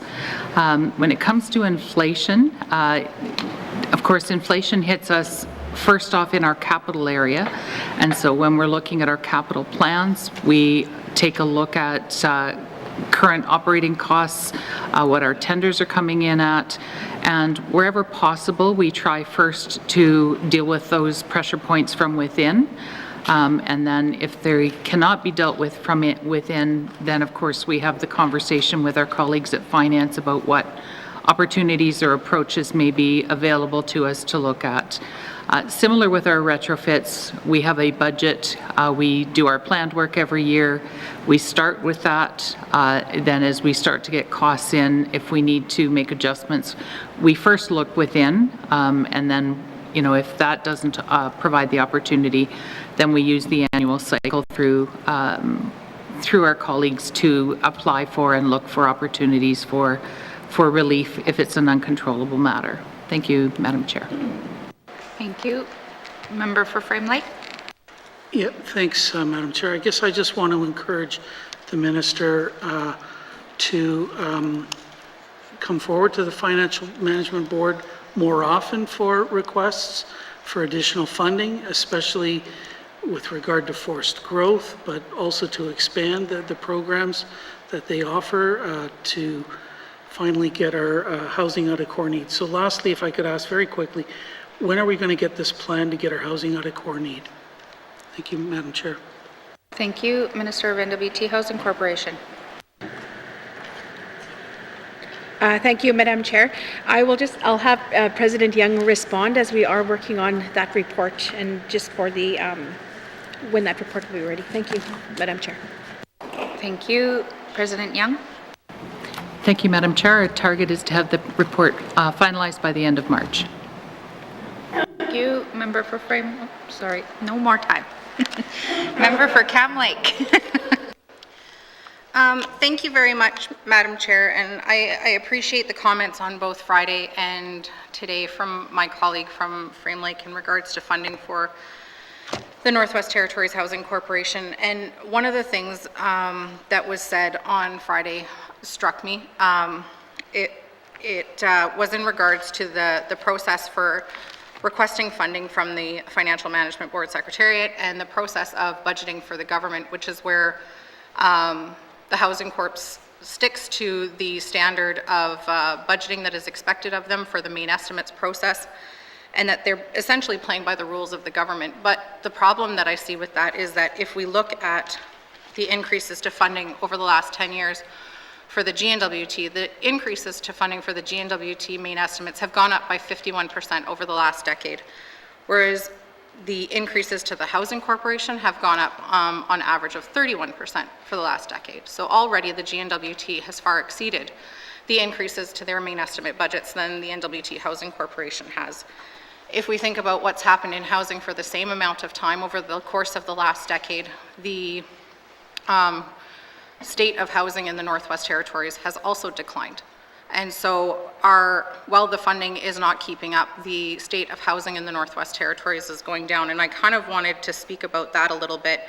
And I know that this is about the budget as a whole for the N.W.T Housing Corporation, but I think that this is a really important conversation to have in this section, given that it is executive. And so I appreciate the indulgence of committee, if I may.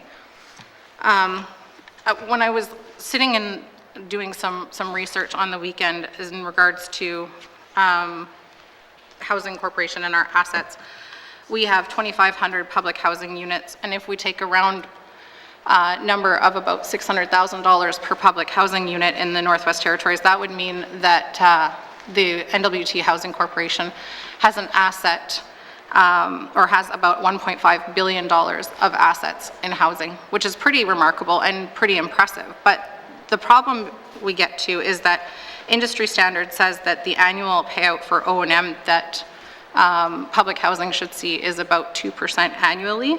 And so that brings us to $30 million for O&M for those 2,500 public housing units. And then industry standard also says that to replace units, it's also a standard of about 2% a year. That's also $30 million. So that means that we need $60 million just to maintain the housing stock that we currently have. So if we look at the $11 million that we're putting into housing from the N.W.T main estimates that we're looking at right now, that puts us at a $49 million deficit annually. And if we forecast that forward to when our CMHC funding declines, that puts us at a deficit of approximately 2/3 of $1 billion. And I know I'm using up a lot of my time, but I want to make a point here.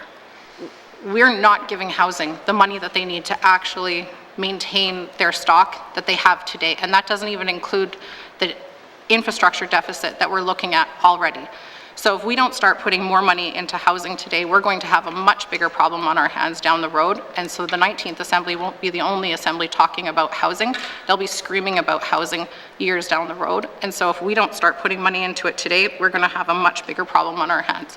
So I'd like to know again, how come N.W.T Housing Corporation is not asking for more money in this budget? Thank you. Thank you.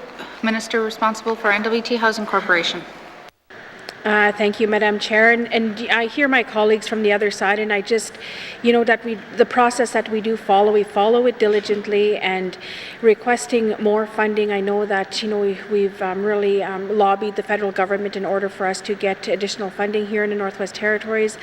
And, the request for us to continuously go back to FMB. I would like to have President Young elaborate on the response as well, too, because it's quite... I hear the colleagues from the other side. It's where we are running a deficit. Our infrastructure is aged. We do have housing, home ownership units as well too, that need to qualify, and they need our attention. And there's such a huge review going on within the corporation, but funding is significant as well too. That we're strategically trying to address that. But I'll have President Young elaborate on the response as well too. Thank you. Thank you. President Young. Thank you, Madam Chair. And I think with some of the analysis that we're doing and bringing forward as part of the core need conversation, I think we will be elaborating on this quite a bit.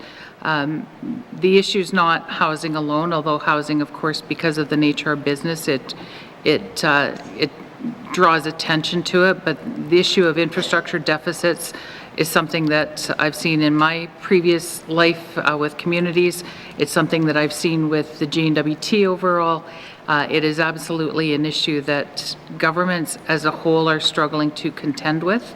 I think that housing historically has done what it can within the available funds that are there, and they've been very successful at securing federal funding.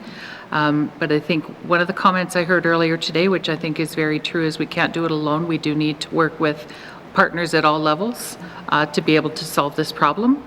We will be part of the solution, but we do need to work with all of our other partners as well, from federal to local governments and everybody in between, to be able to solve this. It's not just a funding to Housing Corporation that's gonna solve this one, but I do hear the members' conversation that we do need to be better positioned to explain this this situation that we're in, so that we can be get a fair opportunity at access to any funding that does become available. Thank you, Madam Chair. Thank you. Member for Cam Lake. Thank you very much, Madam Chair. Madam Chair, I absolutely agree with the President that the Housing Corporation cannot do it alone, that it is going to take partnerships in order to be able to pull the N.W.T out of the housing crisis that it is currently in. But that being said, the federal government isn't funding O&M. The federal government is putting forward funding for building new capital. We even saw that in the Rapid Housing Initiative money that came out that was due, I believe the applications were due at the end of December. That application process mandated that people needed to have access to O&M for a certain number of years in order to even access the funding for the capital to build the units. So we still have to, as a the government still has to, as Housing Corporation, ensure that they have the dollars available for O&M for these units. And so even without the revision to the mission that Housing Corporation is working through, they already had a mandate within their organization to build, acquire, and maintain housing.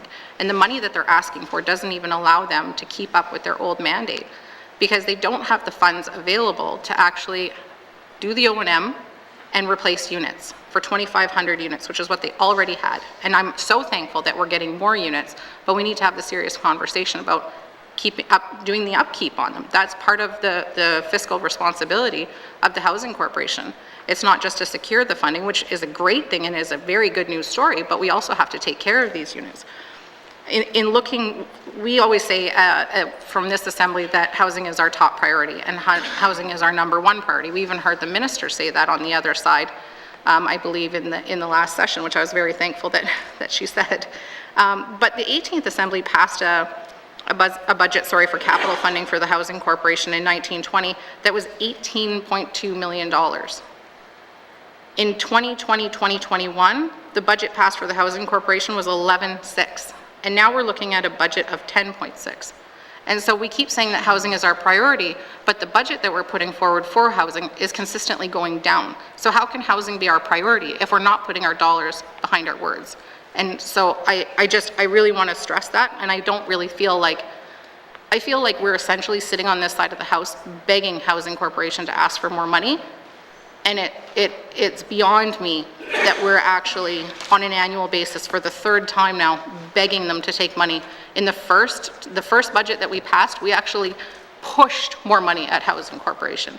And so I really, really want to stress that Housing Corporation needs to ask for more money. With my last 45 seconds, I just want to ask, I see there's a budget increase to the President's Office Policy and Planning combined for about $300,000. Is that enough money for the N.W.T. Housing Corporation to rework the policies that they intend to do as part of their renewal strategy? Thank you. Thank you. Minister of N.W.T. Housing Corporation. Thank you, Madam Chair. And I hear the members from the other side, and you know what, I recognize the decline that we actually do have and the declining of our CMHC funding, and you know, really depending on what we're able to receive from the federal government, looking at our bilateral agreements that we do have with the federal government and trying to strategize within the corporation and do things different. I'll have President Young respond. Thank you, Madam Chair. Thank you. President Young. Thank you, Madam Chair. And that budget increase, I think we mentioned on late last week that it is for the Associate Deputy Minister who is leading the work on the renewal and the policy change, and he's doing that work in partnership with the Council of Leaders Working Group and a number of other engagements with organizations such as our local housing organizations.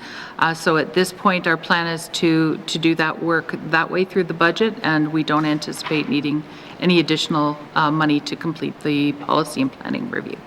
Thank you, Madam Chair. Thank you. Are there any further questions from members under the executive? Member for Hay River South. Thank you, Madam Chair. And, you know, when it comes to housing, we all know how important it is. And in the minister, you know, we heard the number, you know, $20 million thrown around the other day. We heard the minister say that, you know, we're upwards of maybe $500 million we need. And I guess what I would like to hear from her is, you know, when she's through that $500 million number out there, what would that get us? Thank you, Madam Chair. Thank you. Minister responsible for N.W.T. Housing Corporation. Thank you, Madam Chair. And I'm going to, you know, have Vice President Jim Martin elaborate on the response. But that was a number that was provided to me and given to me that if we were to address the whole of the housing need throughout the Northwest Territories, and at that time, that's what it would have taken. But looking at the increase of material cost, delivery, capacity within the Northwest Territories, those numbers will probably end up changing and become a lot more higher as we just as we continue to go forward. Thank you, Madam Chair. Thank you. Mr. Martin. Thank you, Madam Chair. Well, the $500 million would certainly go a long way to addressing the Housing Corporation's infrastructure deficit. We indicated that, you know, previously the projected 20-year deficit was in the range of about $1 billion, and we did mention that previously. So that would certainly keep us on pace to deal with a significant portion of that. It would also help us to deal with our deferred maintenance expenditures as well. Thank you, Madam Chair. Thank you. Member for Hay River South. Thank you, Madam Chair.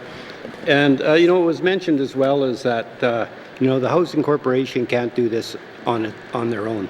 You know, we need private sector, we need an economy, we need Indigenous governments, we need communities, we need land, we need, you know, we need hopefully cost of goods and material to decrease a bit. Because right now when I look at it, I know we're probably south of $1 billion to fix this issue. Easy. And you know, with the cost of material, when you look at building, you look at what it's costing us to build a unit, then you've got land development on it. And then if you in a small community, if you go and increase, the housing units by a third, then you may have to then start increasing the power to run those houses. So it snowballs. So I think that we can throw a few dollars here and there at it, but I think what we have to do is it has to come from the federal government, mainly, if we expect anything. It's got to come from the Indigenous groups, and we have to be there to put all this together and support them. So I guess I'd ask the question is, what is the executive doing to maybe look at an approach like that?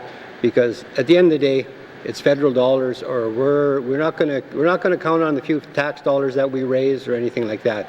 It has to come from the feds, and we need Indigenous buy-in on it as well. But at the same time, like I said, we need an economy, because I'll give you an example here of how things can turn so quick. Hay River, we have we've got probably 60 or 70 people on a wait list. Well, we got a 42-unit apartment building going in.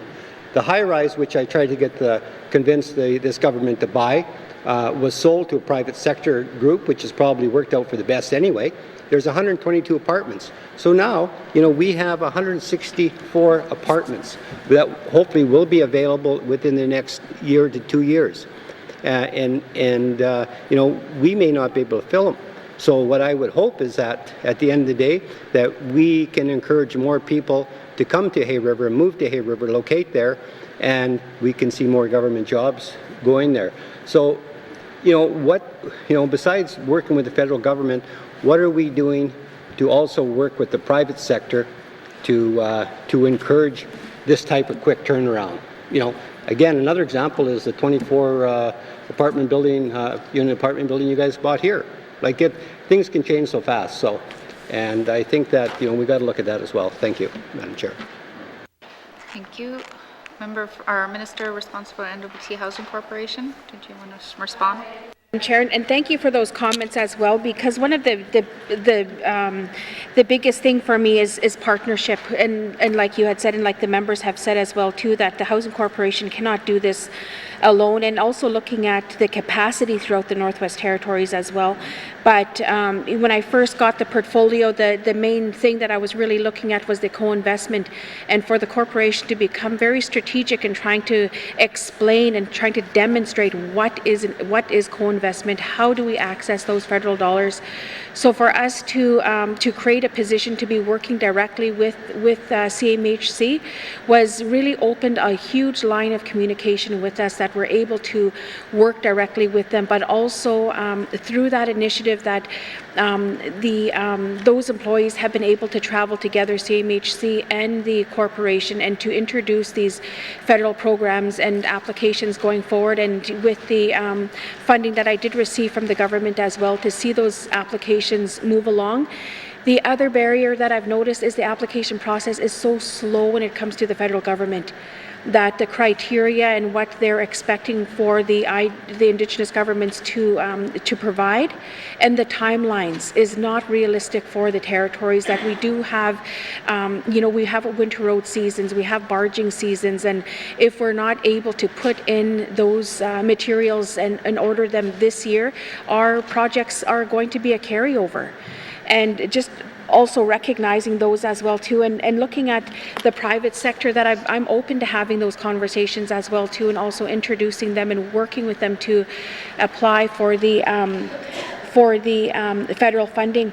But not only that, looking at the purchase that we ended up being very successful with here in Yellowknife, that was something that was very rare, and I just thought for the purchase of a 24 unit building, that was something that I was very happy and excited that we're able to acquire. But that is what the corporation is looking for, and trying to get the Indigenous groups involved as well too. I've traveled throughout the Northwest Territories and did meet with them face face.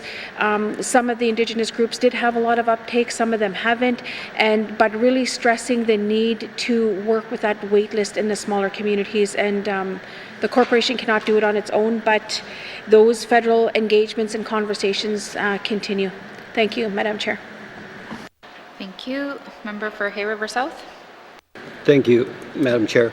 I guess the reality is that we know this isn't going to happen overnight. It's not going to happen this month. It's not going to happen this year. It's probably not going to happen within the next 5 years. But what can happen is that we have to develop a plan, a long-term plan, to ensure that we're looking at the whole of the issue and make sure that that plan is in place, because we're going to be short. To make this happen, we don't have the resources. We don't have the labor here. We don't have the infrastructure probably to put the number of units up that we need in a short time. So it has to be long term, or somewhat long. But there's got to be a plan with some measurables in there, and something that we can follow. But at the same time, we've got other issues, and those issues are, the M&Is are for say private dwellings. Like, we're so short on funding for that. I know in Hay River there are a lot of people, or a few people there, went without, just because there was no money there. So what are we doing to ensure that we're also addressing that? Again, that's another long-term plan. But we need a plan. We need something that we could follow, and while we're working on trying to put out fires. Because if we don't do that, all we're going to do is put out fires. We'll never get ahead, and I know that in 4 years from now, 5 years from now, we're going to still be talking about it. If it comes down to it, maybe what we have to do is to dissolve the N.W.T. Housing Corporation. We have to turn the assets over to those who need them the most, and that's Indigenous peoples, and allow them to manage the assets regionally or in the community. Thank you. Thank you. Member. Minister responsible for N.W.T. Housing Corporation, did you want to respond to that or just take it as comment? Okay, go ahead. Thank you, Madam Chair, and thank you to the member for that, for all of those statements as well too, because that's something that I'm really interested in, is working with the Indigenous groups and trying to support and help them should we have any unit transfers or any interest in any of our units to be transferred over to the Indigenous governments. I'm open and I'm willing to do that, and what the uptake that we have had so far has not been as progressive as I thought it would possibly be, and also looking at supporting them as well too, and looking at they're going to end up having the operation maintenance issues as well too, the same thing that we have for the corporation. I want to make sure that we are working with those Indigenous groups and they're provided adequate funding to deliver these programs. One of the things that looking at the local housing authorities and the board memberships as well too, and reaching out to the Indigenous groups, are they wanting to pilot? Are they wanting to run those offices as well too, and really giving them the opportunity? But the other is that working with them strategically and very closely for them to acquire the federal funding, but what is expected of the corporation. What I've recognized is that some of the Indigenous groups don't want us to be in there. They don't want us to be owning their assets. They don't want us at the tables. But some Indigenous groups are most inviting, and we end up in a very successful partnership. So taking on this initiative is quite, it's different, and and they're taking a risk as well too, because I don't want to see anybody run into acquiring any sort of deficit at the ground level as well. But we continue to work with those Indigenous groups. We continue to try to make some significant movement with them as well. Thank you, Madam Chair. Thank you, Minister. Are there any further questions from members under the executive? Member for Tabacha. Thank you, Madam Chair. It's really easy to say you want to work with the Indigenous groups, but there's no follow-up. There's a lot of red tape. There's lack of communication. I mean, as an ordinary MLA, I even have trouble getting answers to my emails. I've gone from July 2020. Some of the things that I've brought up, I still haven't got answers to or conclusions to for members that I feel are they are in dire straits. I keep on going back and forth, and then I list a whole bunch of emails that haven't been answered and sent to this department, and I don't get an answer. So, working with Indigenous group, you have to have better communication than that. And which Indigenous groups, I wonder? Are there a select few? I'd like to know that because, I've been an Indigenous leader, and housing is the most important thing. And that is why with the previous assembly, we had a working relationship with the minister at the time for the Salt River First Nation, and it was an excellent working relationship, but at least I could pick up the phone and speak to someone. I don't see that happening anymore, and I'm not taking anything away from the Housing Authority, because right now I think finally they've got a decent board in place. They have an excellent person that's running the office there. I've never met her yet, but I hear nothing but good things. But there's always this other thing on the side, and the main thing is, 2 houses and 12 retrofits for a community that size when I have 212 people on a waiting list, that is unbelievable and unacceptable. And I just want to know from the minister, how is she going to fix that? I went with her for a problem last week. I thought by Monday, if I have one positive thing, I'd be happy. I still have no answer. There's going to be a follow-up. I never get the follow-up. I want to know what's going on. Thank you, Madam Chair. Thank you. Minister responsible for N.W.T Housing Corporation. Thank you, Madam Chair. And, I really want to stress, through the corporation, I got to do things fairly. If I do something in one riding, I got to make sure that I do it consistently throughout the rest of the territory. And I can't, looking at the policies that we do have, and if we have specifics that are there and we try to work outside of those policies, I got to make sure that what I have done is equal to what I'm doing throughout the territory. And if it's not identified in there, that is a problem for us to try to making sure that we are doing things right and appropriate. But the other thing too is working with the Indigenous groups. I want to stress that we're not always, we put out those invites. We've got the Council of Leaders working group that we did establish. We have some Indigenous groups that did participate. Some of them haven't. Some of them have questioned us and wanting to get involved, or else just not wanting to provide input towards what it is that we're trying to strategize. But this is the table that the Indigenous groups are able to look at every single program that we do have, every single policy review, and every bit of change that we need to establish throughout the Northwest Territories. And that table is still open to every Indigenous groups throughout the Northwest Territories that want to be a part and involved with that. But at that table as well too, and encouraging those federal applications going forward, I can say that within the time of this government, that's possibly the way to go, and the continued advocacy with the MP, with the federal government as well, with the territorial ask going forward, and hoping to see those results. And I know that housing is quite challenging in the north, but I think as a corporation we have made significant progress. And looking at our 90-unit delivery and looking at another application going forward, and trying to be fair and consistent throughout the Northwest Territories while we are placing those units on the ground. Thank you, Madam Chair. Thank you, Minister. If you could be more precise with your answers to the member, just because of the time. Thank you. Member for Tabacha. I know I'm very emotional on this because I feel like, how could the board, we have an excellent board in place now. We've got the office straightened out at housing finally, and we're in our 3rd year. And I have a lot of respect for the people that are on the board and the people that are running the office right now. but we also have to have positive responses from this office with some of the problems that these people faced. Most of the people that I've brought forward to the minister about different issues and couch surfing and all these things, none of them have been answered.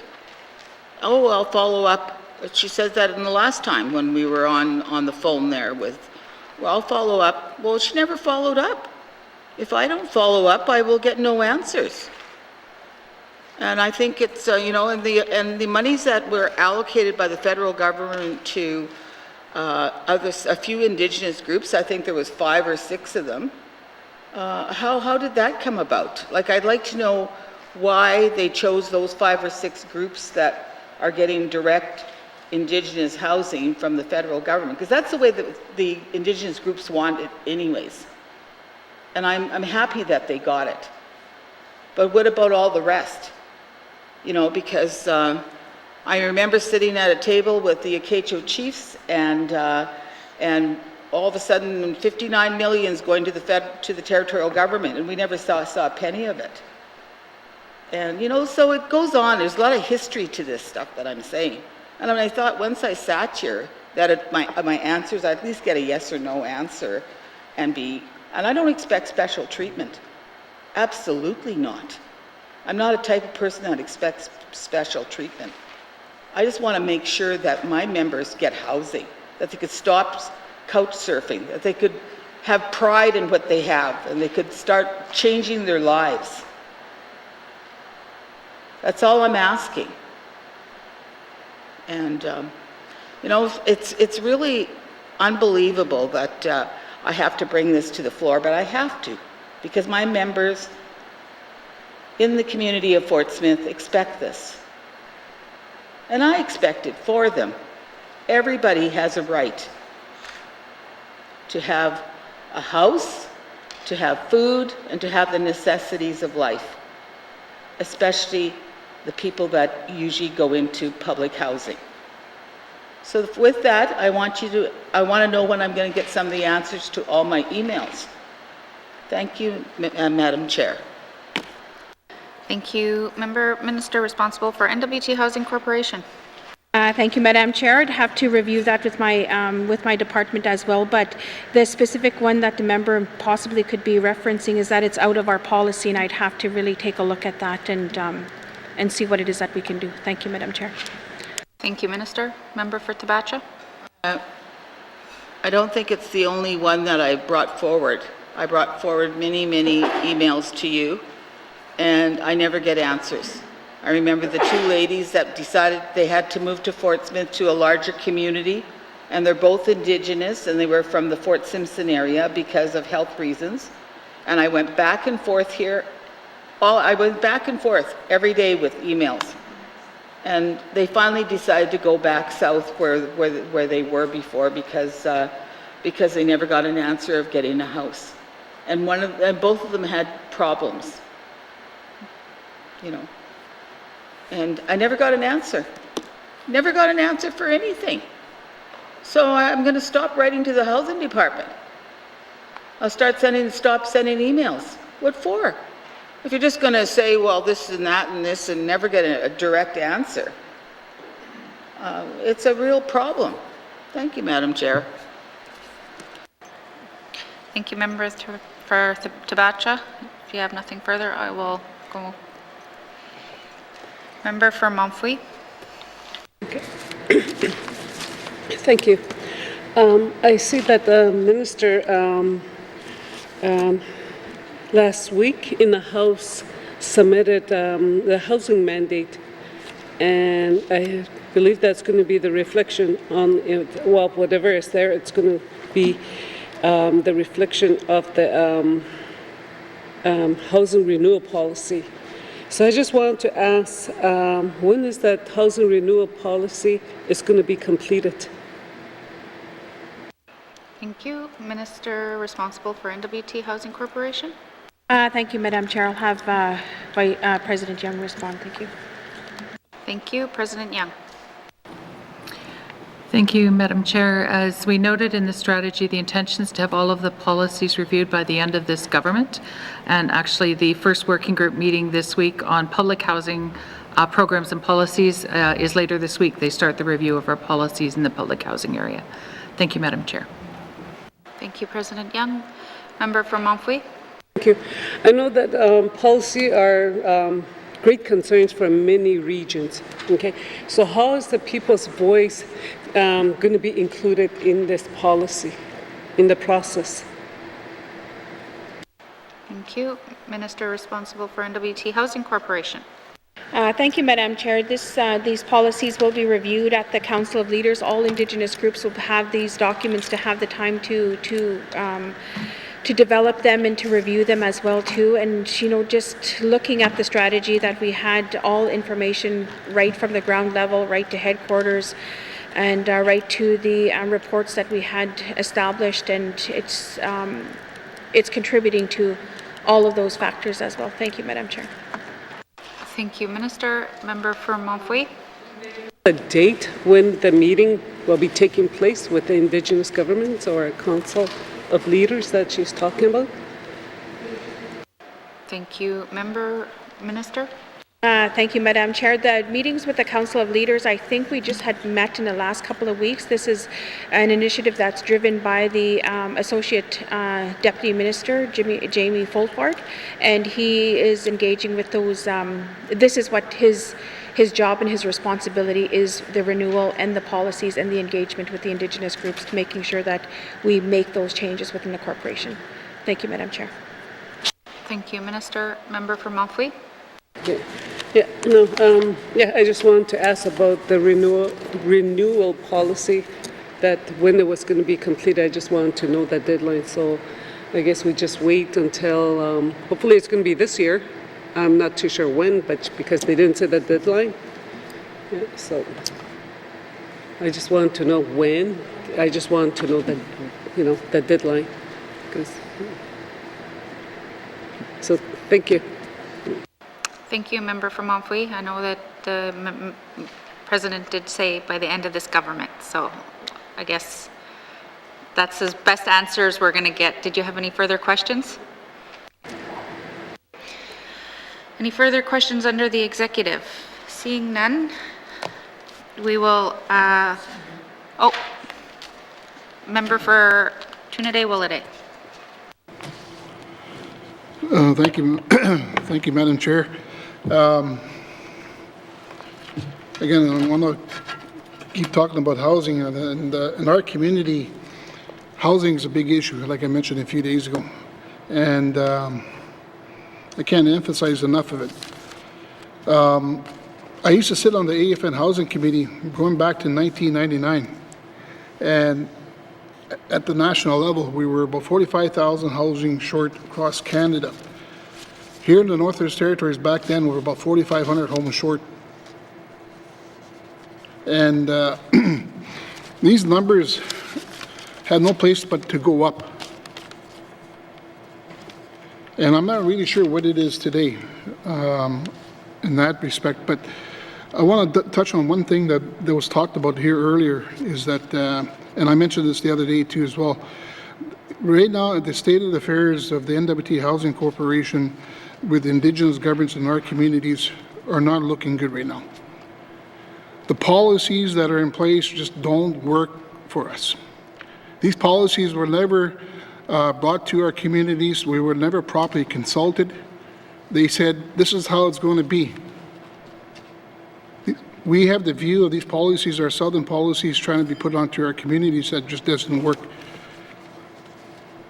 Chief Marceau talked about her issues, and I agree with her. It's come to the point where in working with Indigenous governments, it becomes a trust issue now. And I'm hearing this again here today, that it's still a big issue. And at the same time, on Friday, I mentioned that we're also competing for same dollars. That don't make sense at all. Maybe it's time. The Housing Corporation is 50 years old now. It was born in 1972. If it's not working, then we should have a review, independent review of the Housing Corporation. Because they've been getting money from Ottawa for a long time, but yet in our community, I got tenants, I got constituent members have sewers in their bathtub. The Housing Corporation policies says you make too much money or you don't make enough. So sooner or later, it's frustrating. We got a lot of vacant houses in the community that are sitting empty because the policies they had created through the Housing Corporation, people are in those communities. We have about, for resolution, we got about 20, 30 homes that are sitting empty. And that's times that by 33 communities throughout the Northwest Territories. So if we don't get this thing right this time, then I'm losing faith. Because as a former chief, I'm deeply concerned.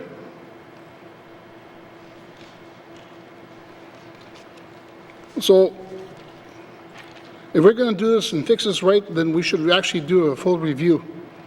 Work with Indigenous governments. Come up with some kind of agreement as to how we're going to work this problem out. Otherwise, we're going to be here next year, and year after, there's going to be the same problem all over again. So it's frustrating for me to sit here and listen to this, and then when I go back to my budgets for my community, I got a little bit of money. Then I find out that there's not much there for repair programs. So going forward, I think I'm going to be making an approach to the Minister of Housing Corporation that I'm going to be asking for, looking at doing assessments of my homes in our communities so that I'm able to come forward next budget and say, hey, look, I know exactly what I need in my community for dollars and repair dollars for our homes. And then I read your document here saying that we're going to look at building affordable homes, and I don't see it in my budget here as well. How we're going to do that? $20 million is not enough, and I agree. It's going to be between $500 million to $1 billion just to try to get these problems fixed. In the United Nations Declaration on the Rights of Indigenous People, it talks about housing too. So if we are going to come together, we should have a big forum as to how we're going to deal with this issue. Otherwise, we should actually do a review of the Housing Corporation and try to fix the problem. I don't want no response, Madam Chair.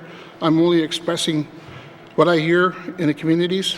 I'm expressing, as a former chief, I'm only expressing what I hear in the communities that I represent. We need to fix these problems. Not tomorrow or down the road. It's got to be today. Thank you, Madam Chair. Thank you, Member for Toonaday-Willowday.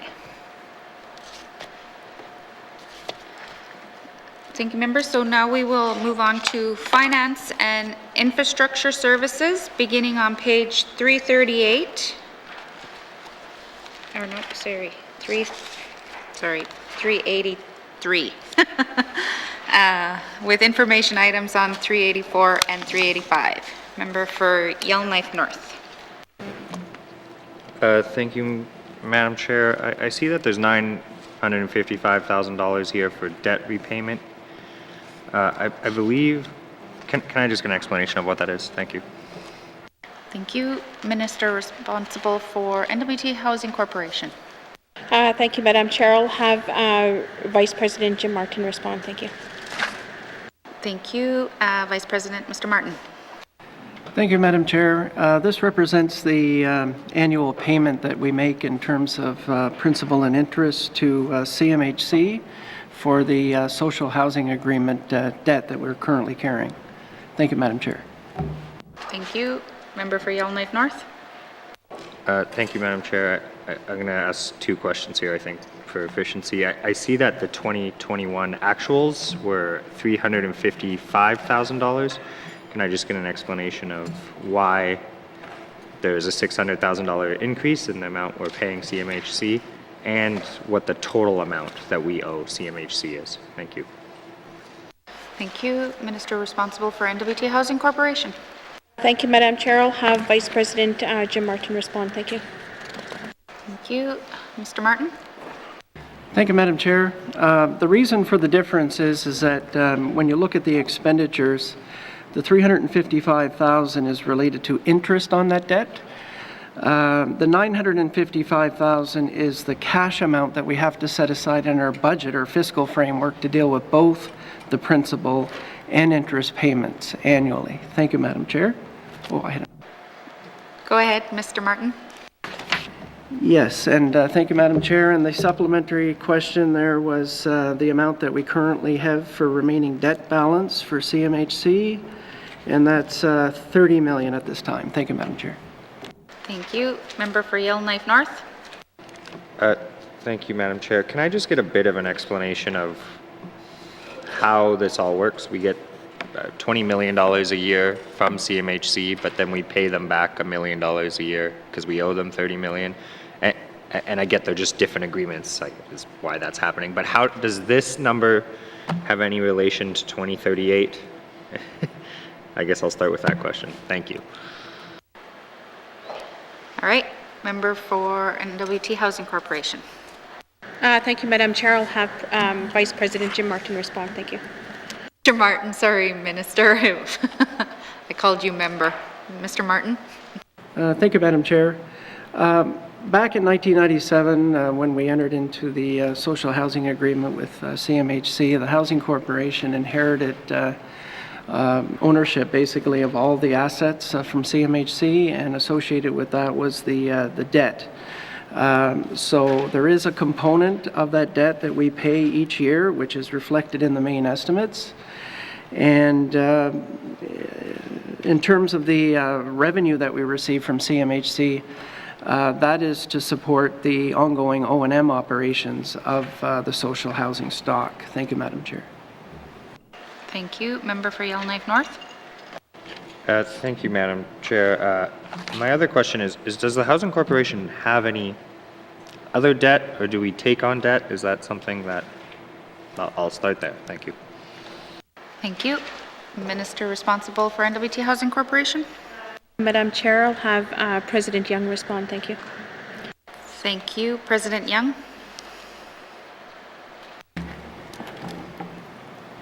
Thank you, Madam Chair. If I could, I'll defer that to Vice President Martin. Thank you. Vice President Martin. Thank you, Madam Chair. Aside from our regular accounts payables and environmental liabilities, as well as retirement and post-employment leave type benefits that are accrued each year, it is only the loans and mortgages payable to CMHC that we have for debt. Thank you, Madam Chair. Thank you. Member for Yellowknife North. Thank you, Madam Chair. Yeah, I guess I want to get into a bit of a debt debate. We spoke to the Power Corp today. They sure have a lot of debt. They like to take on debt to build all their infrastructure. And they have, a relatively comparable revenue stream to the Housing Corp. I'm just curious why, this Crown Corporation, which has $100 million a year in revenue, does not go leverage that and get a bunch of financing. I'm kind of curious, is that something we shouldn't do, or the reasoning for that?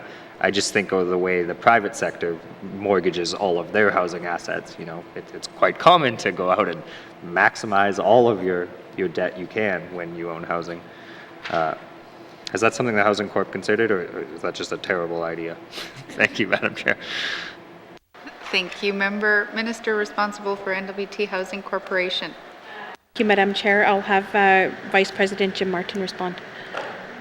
President Martin. Madam Chair, the Housing Corporation, in order to take on debt, would have to seek the approval of the FMB, the Financial Management Board, recognizing that any debt that the Housing Corporation takes on would be included in the overall debt limit for the government calculations. So So that's an important consideration in that process. And another consideration that we take into account as well in terms of when it comes to debt is the interest associated with that debt. And that would also generate additional O&M expenditures for the corporation that would have to be addressed annually as well within our current fiscal framework. Thank you, Madam Chair. Thank you. Member for Yellowknife North. Thank you, Madam Chair. Yeah, to one extent, I wish that the Power Corp and the N.W.T had the debt that the Housing Corp had, but it seems a little odd that the Housing Corp seems to be playing a completely different game than everyone else when it comes to debt.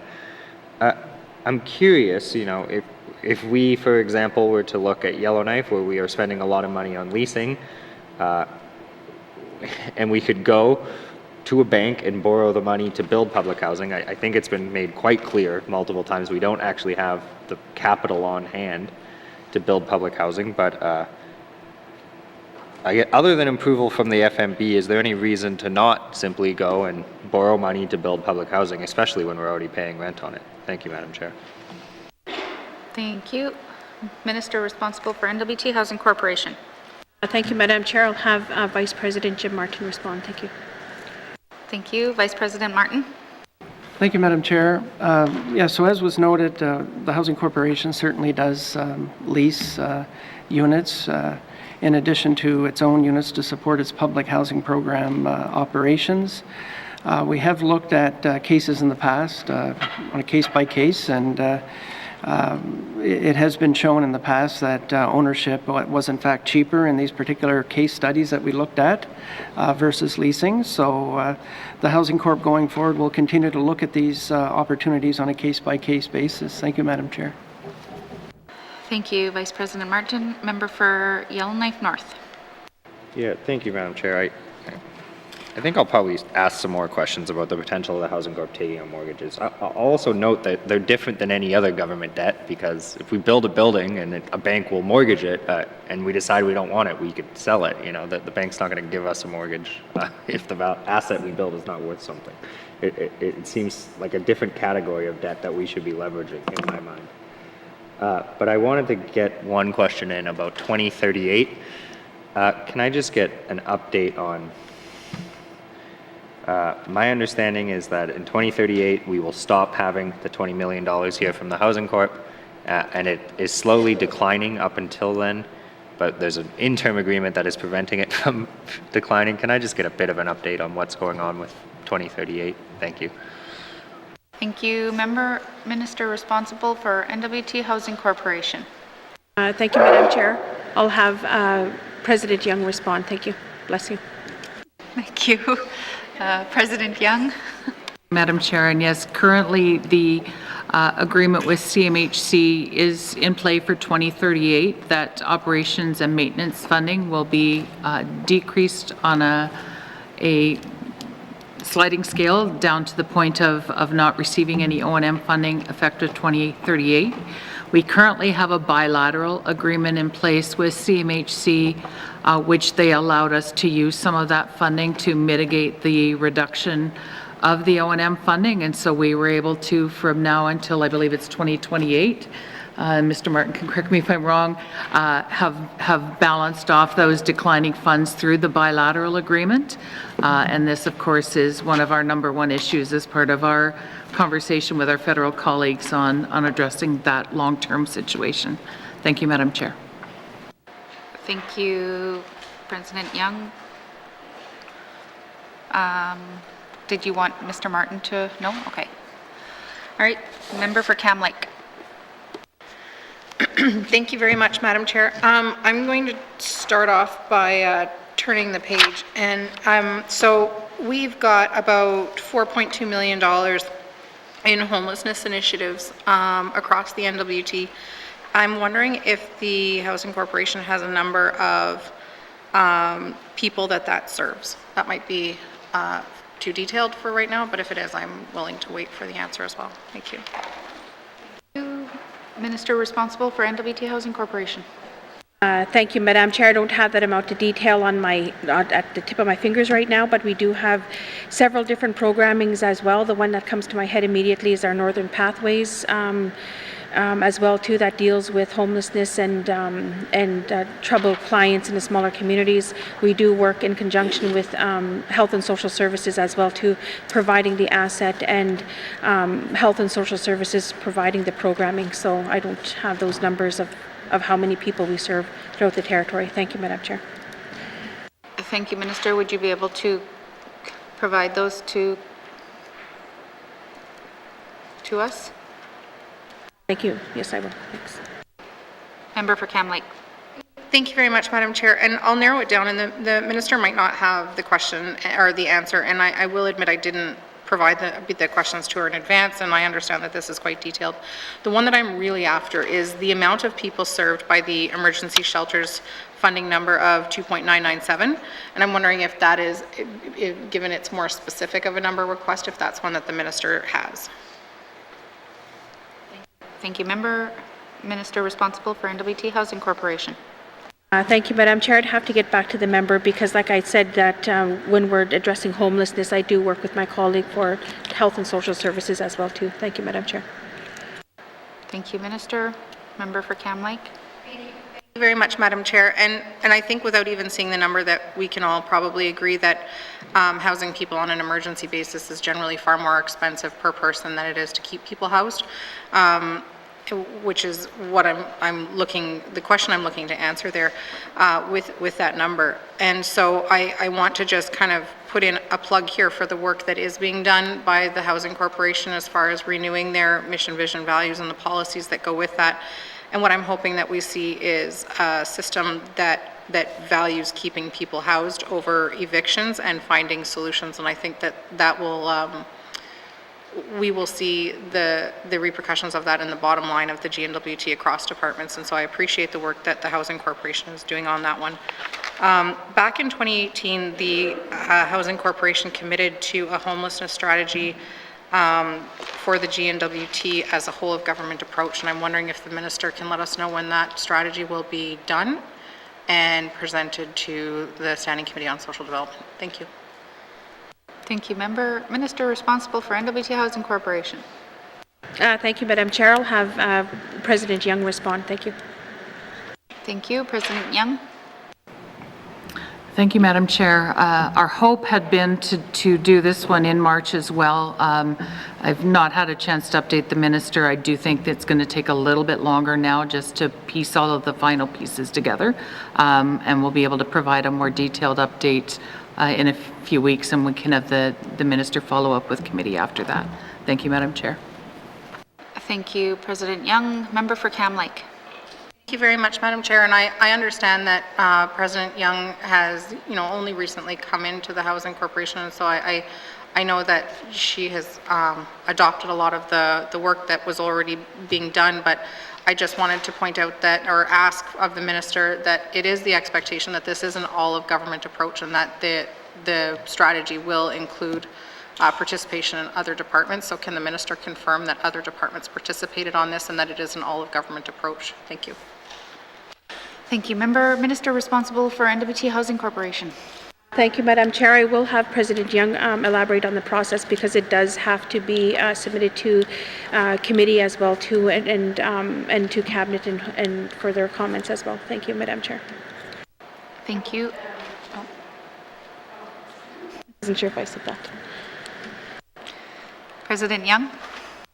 Thank you, Madam Chair. And yes, I can confirm I've been working quite closely with my colleagues at Health and Social Services, ECE, Justice, and others working on this so that it will be an all-of-government approach coming back. Thank you, Madam Chair.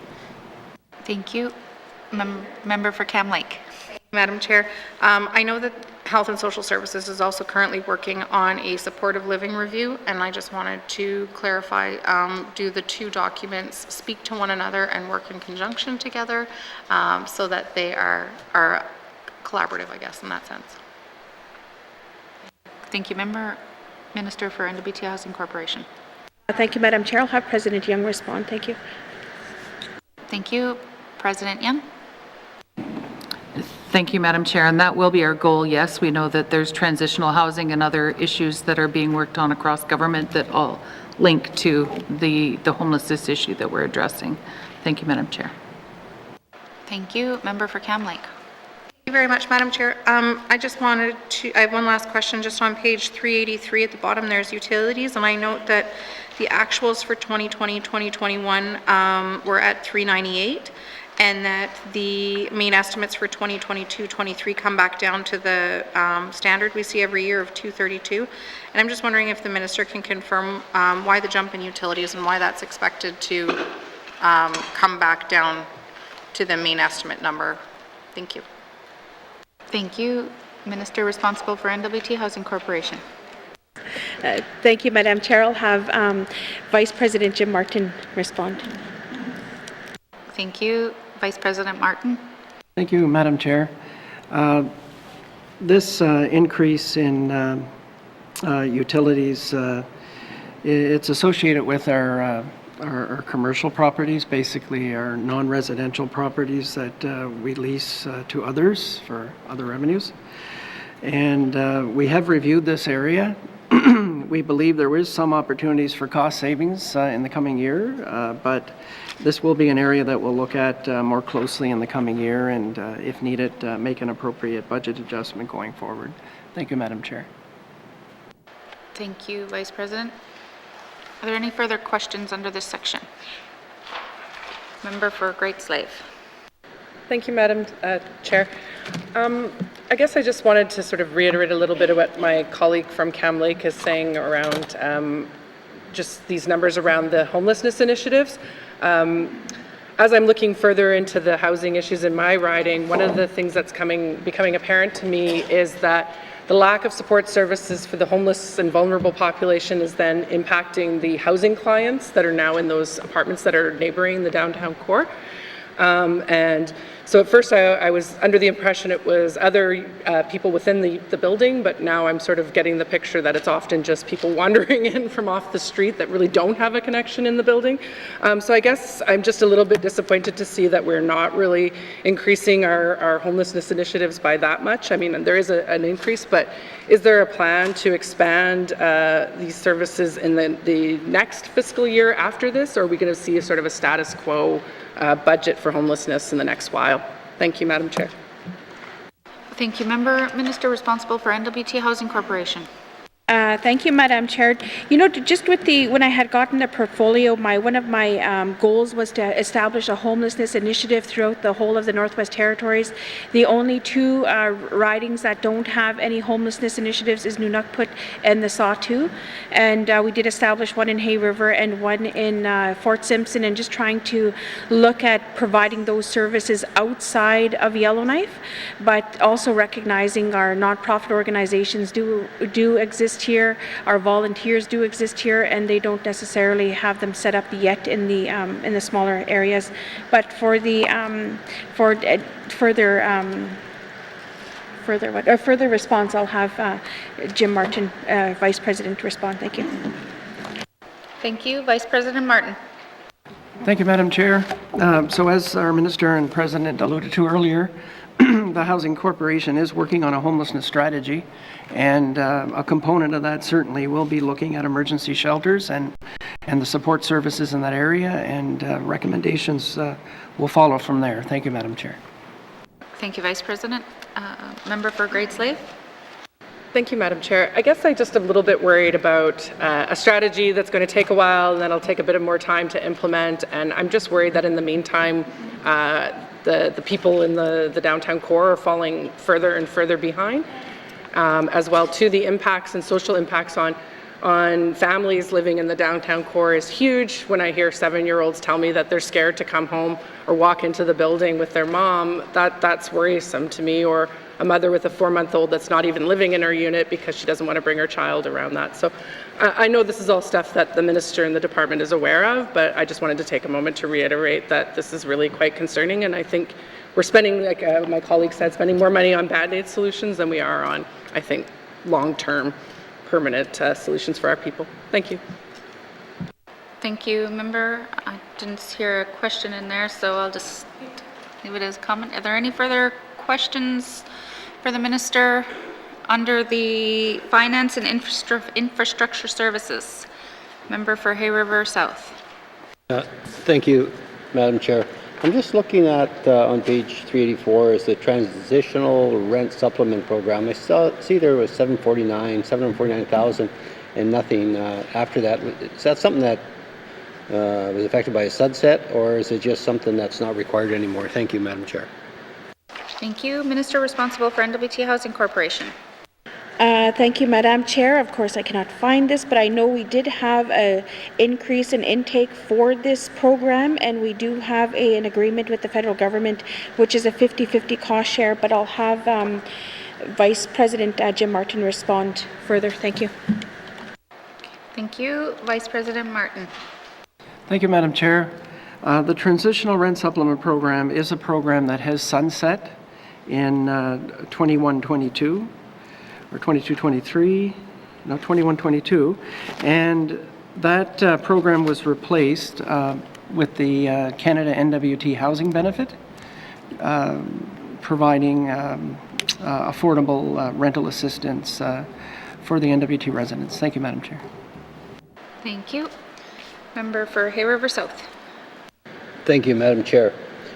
Just looking at the line item emergency shelters, we see roughly a $376,000 increase from the revised estimates. I guess what caused that increase to happen? Thank you, Madam Chair. Thank you. Minister responsible for N.W.T. Housing Corporation. Thank you, Madam Chair. We have the N.W.T. initiative funding for Hay River and Fort Simpson Homeless Shelter, and where we were able to get funding, but we did sunset the prior year for the budget for the Hay River Homeless Shelter, so now we actually have it built into our budget. Thank you, Madam Chair. Thank you. Member for Hay River South. Thank you, Madam Chair. I guess just talking about homelessness initiatives and the plan, you know, it's something that's been going on for years. If it wasn't for this pandemic, we probably wouldn't have seen much change. I think we would have saw people still outside in the wintertime, you know, trying to find places to live. But so, you know, the pandemic, even though it was bad, it did bring to light some of the gaps that we have. And, you know, and I don't think we can't, you know, it's not right to forget what those gaps are, and we got to move ahead. You know, the cost to house somebody that's homeless right now, and an estimated cost was probably, I would say, maybe $7,000 to $10,000 a month, and that's just being conservative. Whereas if we were able to find a place for them, we're looking at maybe $1,500 a month. So it's a big difference. And I guess what I'd like to see is that, you know, we take a serious look at this and find ways that we can actually provide people without a home, provide them with some type of home. And when I say that, you know, we always see ads, we see articles, we see news stories on, you know, on tiny homes, you know, clustered for seniors, for people who are, for veterans, and even for homeless people. And I think that's something we have to look at. We have to make that a priority in the communities, a priority of this government. And, you know, we got to make sure that lands are available and set aside for something like that. Is that something that the Minister's department is looking at for any time in the future? Thank you, Madam Chair. Thank you. Minister responsible for N.W.T. Housing Corporation. Thank you, Madam Chair. I like this question that's being asked as well, because one of the things is I would like to have homelessness initiatives outside of Yellowknife, so we could have people housed in their home communities as well.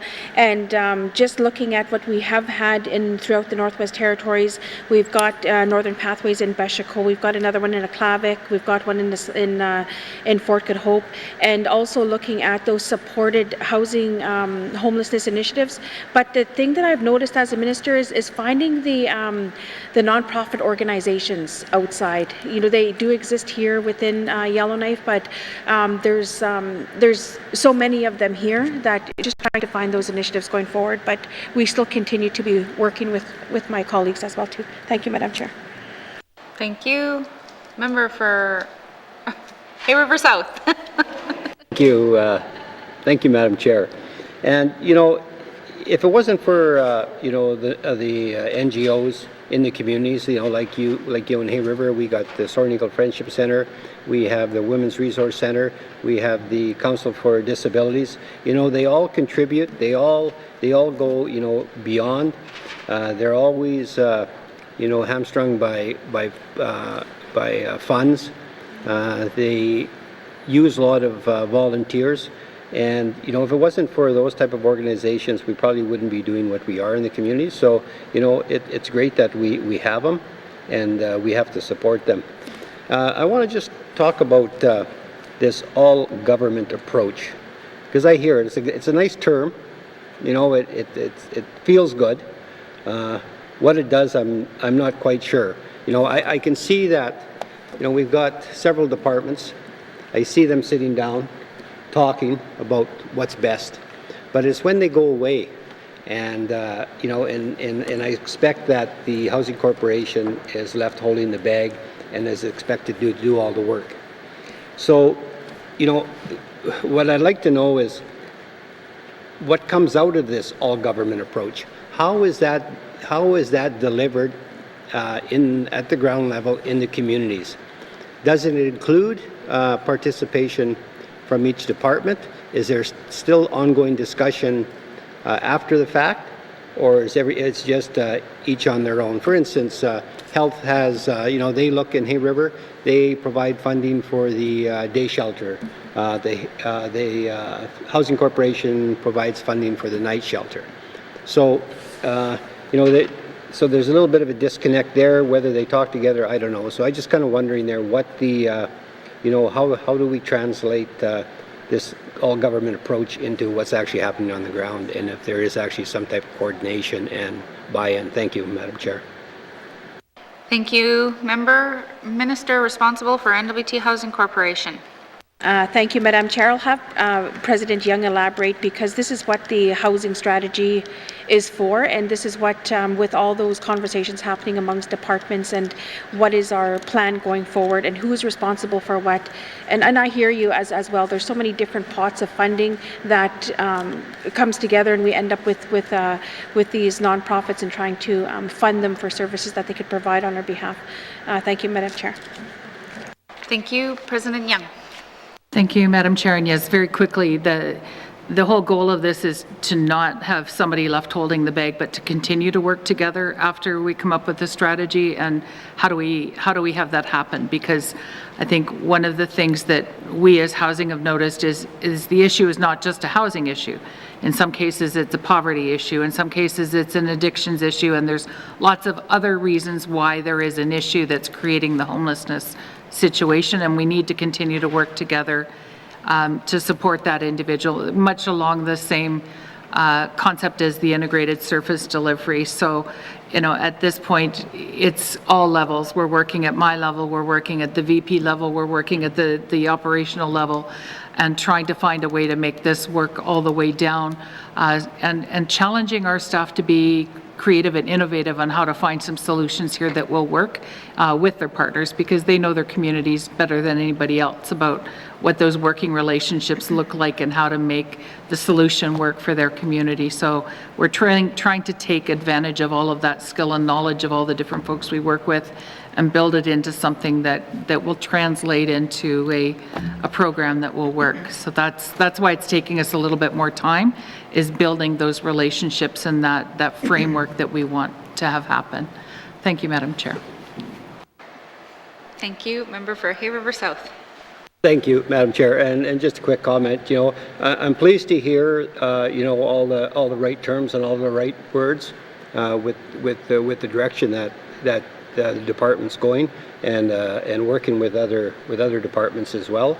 Because, you know, for myself, I'm on the ground in Hay River. So I'm talking to the people that are affected. I'm talking to the people that are providing the service. So, I can gauge what's being done and what's not being done.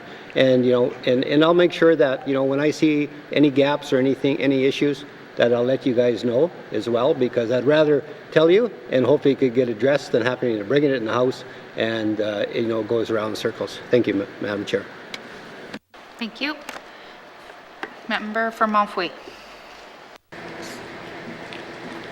Okay. In the budget here, it says Shelter Enhancement Fund, Victims of Family Violence. So the actuals in 2021 was 201, and after that, 21-22, like the revised and the main estimates still stay the same at 100. There's a decrease. And onto the 22-23, still the same. Why is there a big that decrease in almost half in that for the shelter enhancement? Thank you. Just remember to redirect the chair. Thank you. Minister of N.W.T. Housing Corporation. Thank you, Madam Chair. That was additional funding that was allocated due to the COVID-19 response. Thank you, Madam Chair. Thank you. Member for Montfouet. Yes, we know that. No, the reason why I mentioned this is the victims of family violence. We do need shelter in a lot of regions. There are some regions that don't have women's shelter.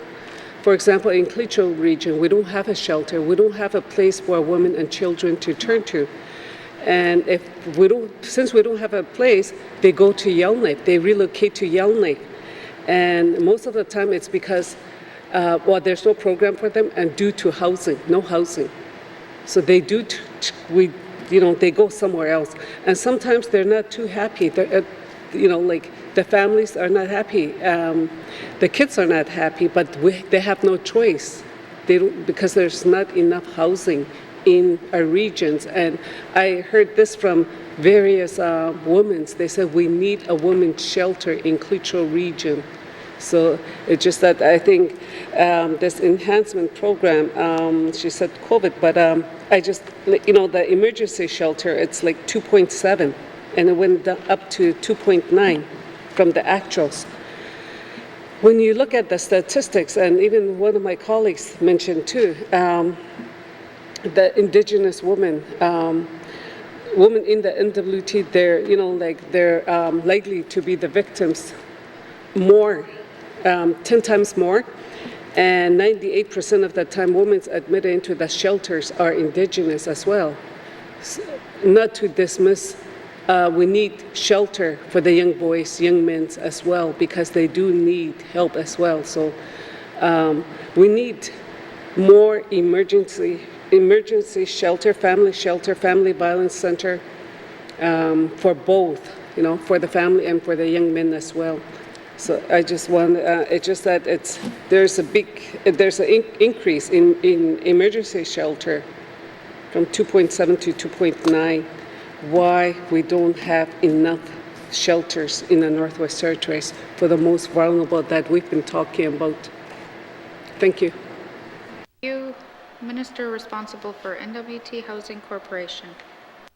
Thank you, Madam Chair. And I just want to talk as well too, because my riding, I come from a small community too. We don't have a homelessness initiative in my home community, and we don't have shelters as well too. But also looking at the assets that are on the ground, if there's an interest from that riding and that Indigenous groups, I would like to work with them.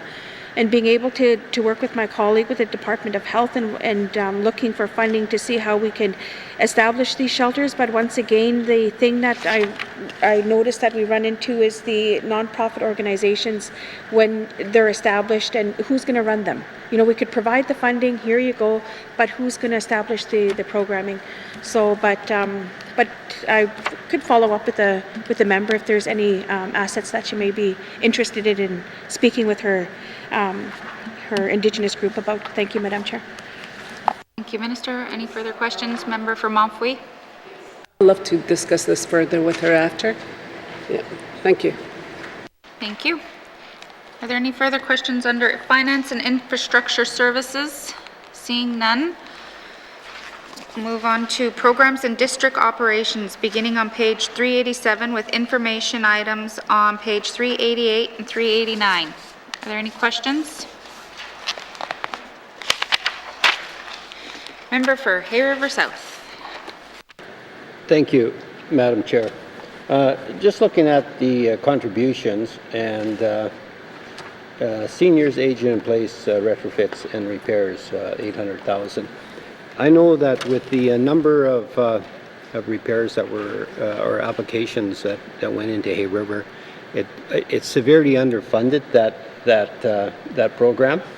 And we talk about keeping seniors in their home as long as we can, and part of it is that we will provide funding for retrofits and repairs.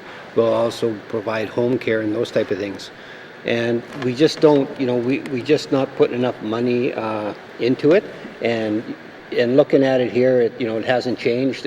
So that tells me that, either there's just no chance of getting any money, or it's something that's really not taken seriously by the department. And I'd just like to ask them if there's any, if there's something we can do to increase that number, because I know that again in Hay River and in probably every other community, there's a demand for that program. So I'd like to see what we can do to increase that number. Thank you. Thank you. Minister responsible for N.W.T. Housing Corporation. Thank you, Madam Chair. We ended up with more applications than we were budgeted for. I'll have Vice President Jim Martin respond. Thank you, Madam Chair. Thank you. Vice President Martin. Thank you, Madam Chair. So as the Minister mentioned, the Housing Corporation has observed an increase in applications.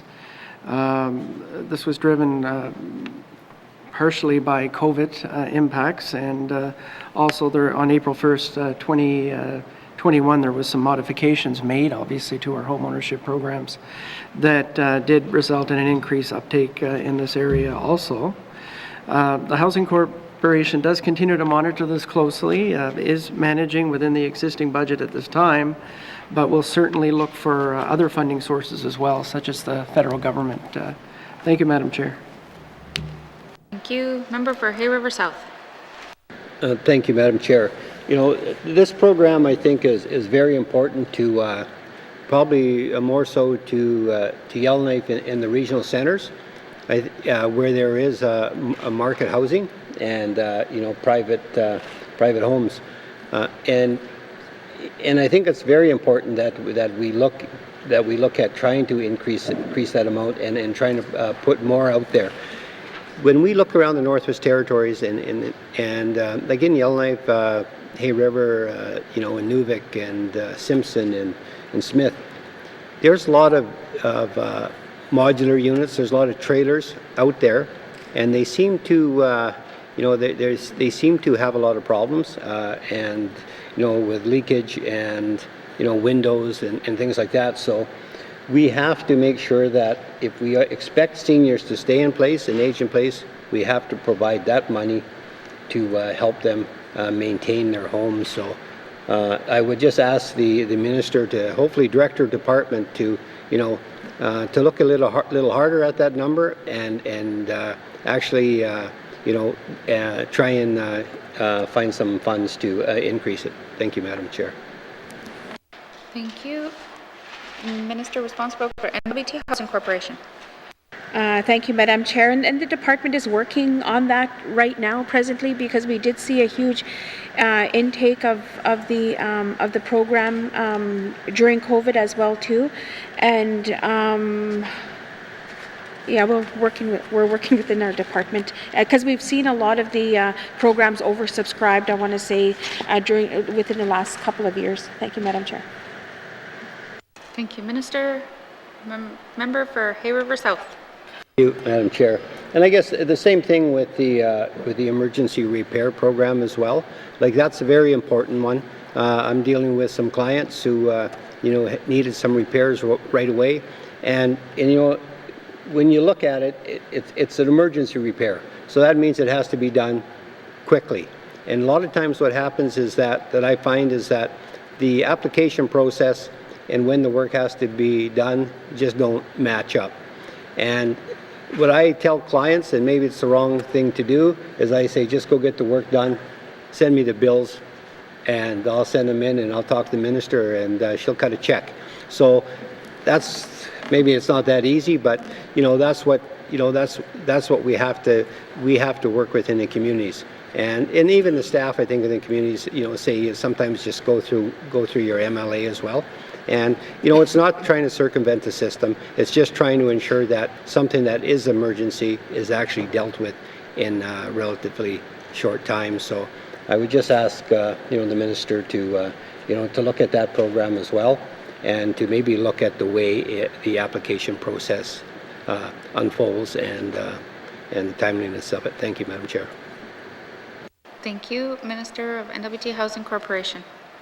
Thank you, Madam Chair. And we're going through a policy review as well too, and looking at fairness and consistency throughout the Northwest Territories, and making sure that we're reaching the clients that are not able to financially, I guess, contribute to their emergencies at that time. So I just for the member that we are reviewing these policies as well too.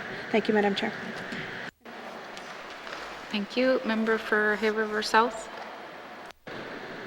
Thank you, Madam Chair. I guess that what it comes down to, as we talk about housing, it just comes down to dollar and cents. There's just not enough money there to go around, and with what we have, we're going to have to make better use of it. With the increase of materials and labor and that, it's just driving the cost up where $1.5 million just doesn't do anything anymore. In Yellowknife here, it'd probably eat that up in no time, and people would still be, there'd still be a lot of people looking for help. So I think that's very important that that we look at those areas when it comes to seniors and emergency repairs. Thank you, Madam Chair. Thank you, Member. Did you have any further questions? Are there any further questions under programs and district operations? Member for Frame Lake. Thanks, Madam Chair. Just a couple of questions about some line items here. So on page 387, program detail, programs development and implementation, went from 3.6 million in 2020-2021 to 11.6 million, and then for 22-23 it's down to 10 million. What's going on with this line? Thanks, Madam Chair. Thank you. Minister of N.W.T. Housing Corporation. Thank you, Madam Chair. I'll have Vice President Jim Martin respond. Thank you. Thank you. Mr. Martin. Thank you, Madam Chair. So looking from 2021 actuals to 21-22 mains, there was an increase there of approximately 7.9 million, and that was primarily a result of an additional $5 million being added to our budget to support cost sharing for National Co-Investment Fund projects. So that was added in that area. There was also a new Canada N.W.T. housing benefit program that was added to our budget in that year in 21-22, and that was 1.75 million.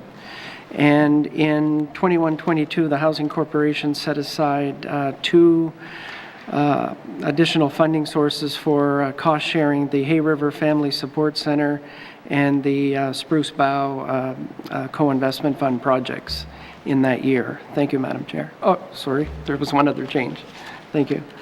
And then the change from the 21-22 mains to the 22-23 mains, that change represented a decrease, And the primary reason for that is that the money that I alluded to earlier that was set aside for the Spruce Bow and the Hay River Family Support Center projects, that was set aside in 21-22 and it sunset in 22-23. Thank you, Madam Chair. Thank you. Member for Frame Lake. Okay, thanks. I guess I start to ask questions, then I got some more. So the regular MLAs will take credit for the extra $5 million in that line item, and I think it's over just 2 years, unfortunately, so we'll see it go back down again unless we do something else about that. But can someone tell me then, where is there any funding in this in 22-23 for Spruce Bow and as they continue to operate, where would that funding be found? Thanks, Madam Chair. Thank you. Minister responsible for N.W.T. Housing Corporation. Thank you, Madam Chair. I'll have Vice President Jim Martin respond. Thank you. Thank you. Vice President Martin. Thank you, Madam Chair. The dollars that are set aside to support the capital cost sharing for that project, when that is approved, we have dollars set aside in the 21-22 budget. Thank you, Madam Chair. Thank you. Member for Frame Lake. Okay, sorry. So how much is set aside for Spruce Bow, and is it in this line here? Thanks, Madam Chair. Thank you. Minister responsible for N.W.T. Housing Corporation. Thank you, Madam Chair. I'll have Vice President Jim Martin respond. It's in the co-investment. Thank you. Mr. Martin. Madam Chair, yes, it is in that line item, and it's broken out on page 388, Community Housing Support Initiative Co-Investment Fund line item, and that's where those dollars are at the moment. Thank you, Madam Chair. Thank you. Member for Frame Lake. Thanks, Madam Chair. How much is set aside then for Spruce Bow in 22-23 in the current main estimates? Thank you. Thank you. Minister for Northwest Territories Housing Corporation. Thank you, Madam Chair. The original set aside was $650,000, but they did end up, they may have adjustments to their co-investment application, and we haven't gotten those numbers yet. Thank you, Madam Chair. Thank you. Member for Frame Lake. Okay, thanks. On the same page, 388, then, the new home program, just seems like it was a 21-22 program, 767,000, and then there was nothing before and nothing afterwards. What's happening there? Thanks, Madam Chair. Thank you. Minister responsible for N.W.T. Housing Corporation. Thank you, Madam Chair. This was a program that we were going to initiate throughout the territories, but the cost to build these homes came out a lot higher than expected. It is with the corporation to come up with a new design for this initiative. Thank you, Madam Chair. Thank you. Member for Frame Lake. Yeah, thanks, Madam Chair. You have $767,000. Might be able to get, if you're really lucky, 2 homes out of that. What was the original design? Is it to provide some sort of subsidy to new home owners, or what was wrong with the original design, and how's it going to get fixed? Because there's $0 22-23 for this. Thanks, Madam Chair. Thank you. Minister responsible for N.W.T. Housing Corporation. Thank you, Madam Chair. This was quite a huge project that was supposed to happen. It was to support elders aging in place, with the families, so it was a generational home. I would say is that they would have the family members living in the home, and there would be an elder suite for the elders to remain in the community. Just with that design, it came out quite significant. The program and the intent was something that we were looking at, but with the price coming in at a lot higher than expected, it's being brought back to the corporation for a different design. Thank you, Madam Chair. Thank you. Member for Frame Lake. Okay, thanks. So, and when is this new design going to come forward? And because there's zero in the main estimates, is there going to be a supplementary appropriation? Thanks, Madam Chair. Minister responsible for N.W.T. Housing Corporation. Thank you, Madam Chair. I'll have Vice President Jim Martin respond. Thank you, Madam Chair. Thank you. Mr. Martin. Thank you, Madam Chair. As the Minister mentioned, the Housing Corporation is in the design revisit phase here, and we do have dollars set aside for the design work that has to be undertaken in this area. We're also looking at the program aspects related to this investment. The multi-generational home is a 4-bedroom home. The program outcomes certainly look attractive. However, we're not quite sure it's really aligned to the appropriate program. Right now, it's targeting home ownership, and an investment of that size might not necessarily be the right solution for a single-family home. So we're looking at other program options as well in this process, and we expect to provide a committee with an update later in the coming year. Thank you, Madam Chair. Thank you. Member for Frame Lake. Nothing further. Thanks, Madam Chair. Thank you. Are there any further questions under programs and district operations? Member for Yellowknife North.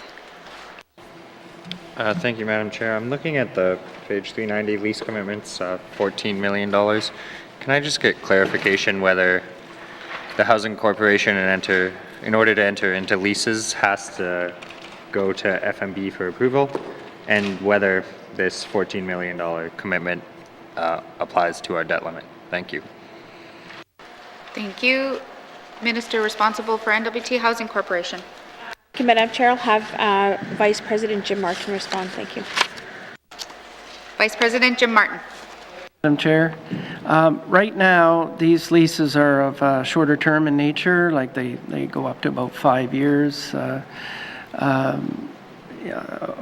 a number of cases, and they are considered operating leases at this time, so they are reflected as an O&M expenditure. They're not a longer-term capital lease scenario, and if that was the case, then that would affect the debt of the corporation, and then ultimately the debt calculations for the N.W.T. Thank you, Mr. Chair. Thank you. Member?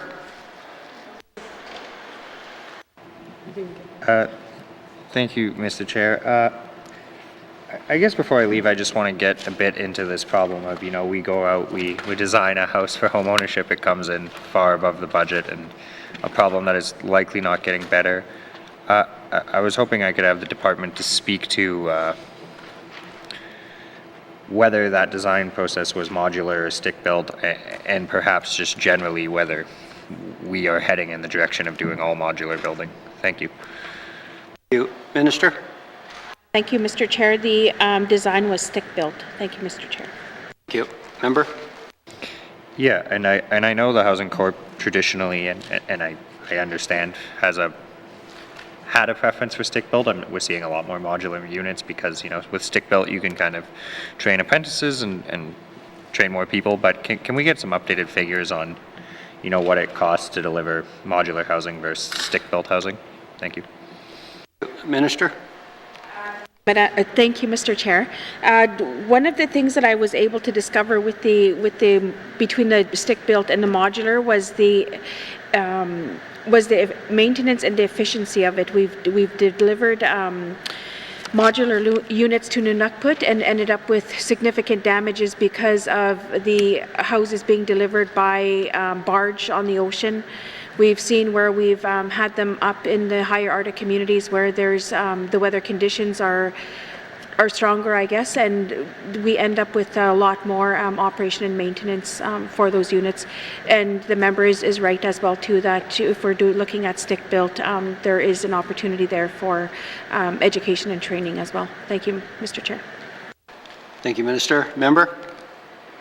Yeah, thank you, Mr. Chair. No, I appreciate the Minister's comments there, but I know at times there have been different public numbers kind of reported. I was hoping to just get some updated figures. I know with the 90 housing unit delivery, the vast majority are modular, is my understanding. And in fact, I think that was a requirement of the federal rapid rehousing program. So I'm just wondering if we could get, if we build something modular, how much does it cost for stick-built a figure? Thank you. Minister. Thank you, Mr. Chair. There's a significant difference in building the stick-built, but it's also the operation and maintenance and the climate that we're actually building those units in, and if we're placing those modulars in those specific areas. So it depends on where the delivery will be taking place, north or south of the territory. Thank you, Mr. Chair. Thank you, Minister. Member. Thank you, Mr. Chair. Yeah, I'll try another time to get a numerical value there. I guess my other question is, I had expressed earlier some concern about what LHOs do versus, well, the Housing Corporation, and I think I would express those same concerns with what district, I don't know what to call offices do versus LHOs. I get at some point we want to have people in the community who are making decisions about housing, and we want to have jobs in communities. But, in Yellowknife, for example, we have a North Slave office and we have a headquarters office, and then we have the Yellowknife Housing Authority office. And I really don't think we need all three. And in fact, I think we probably just need one where you could go and talk about housing instead of 3 spots. And they all come with duplicative costs. I see there's multiple line items for their leases for their offices here. And I've had people go to the housing authority to say, hey, can I have access to this program? And they say, no, you go to the North Slave office. And then they go to the North Slave office and say, no, you go to headquarters for that. So I guess as part of this review, the Housing Corporation, my understanding, does not need to organize itself like a department at all. It doesn't need to follow North and South and Slave and all of the ways that departments organize. And it doesn't need LHOs if it doesn't want to have them. Can we look into whether there's some efficiencies on having both, a district office and an LHO doing relatively similar things? Is that something on the agenda? Thank you, Mr. Chair. Minister. Thank you, Mr. Chair. I am, I'm more in support of having these positions in the smaller communities and building capacity at the smaller community level. We are in a different, I want to say, time of this government where we see Indigenous groups coming forward and looking at their self-government agreements. I look at this as an opportunity of, if they were wanting to draw down jurisdiction, I'm wanting to entertain a pilot project with them as well too. But the difference of having the LHOs, those are specifically for public housing and those administrations and at the smaller community level, but the district offices are emergencies and programs, and they do support the LHOs as well too. So, but in our review, we will be looking at the whole function of how we deliver housing throughout the territory. But I could reassure the member that the local housing authorities are an asset to our delivery, and they are an asset to how our program is being delivered. They are the face-to-face for us at the ground level. Thank you, Mr. Chair. Thank you, Minister. Member? Yeah, thank you, Mr. Chair. Can I get an explanation of, I see that the regional offices are responsible for maintenance, but I know that the LHOs are also responsible for maintenance. And, if I'm in a housing unit and I want some maintenance, which one of those two should I go to in which scenarios? Thank you. Thank you, Member. Minister? Thank you, Mr. Chair. And like I had said, the local housing authorities are for public housing. The district offices are programs and maintenance. So if you're a homeowner, you would go to the district offices. They provide the support for the LHOs, and the LHOs are strictly for public housing. Thank you, Mr. Chair. Member? Thank you, Mr. Chair. And then I also, in this kind of realm of who does what, there's a capital plan coming forward, and this budget's capital plan doesn't build any new houses, but it does quite a bit of major retrofits. My understanding is that major retrofits is decided by headquarters in their capital plan, and then minor maintenance would be the responsibility of the LHO. Can I just get an understanding of when maintenance belongs to an LHO versus would have to go through the headquarters capital planning process? Thank you. Minister? Mr. Chair, the maintenance would be for the public housing units, but if we have something like a boiler needs to be fully replaced, we have a major freeze up where we need the certification of plumbers and OBMs to be in the communities, then we're looking at the major retrofits compared to, sorry, I forgot the other term. Thank you, Mr. Chair. Thank you, Minister. Member, further questions?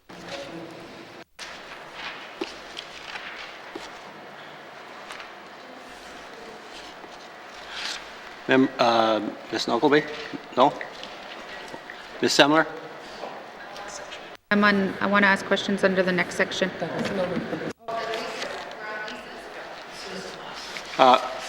There's no further questions?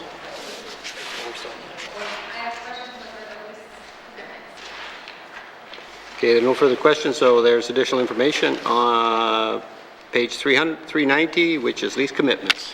Any questions? Ms. Semler?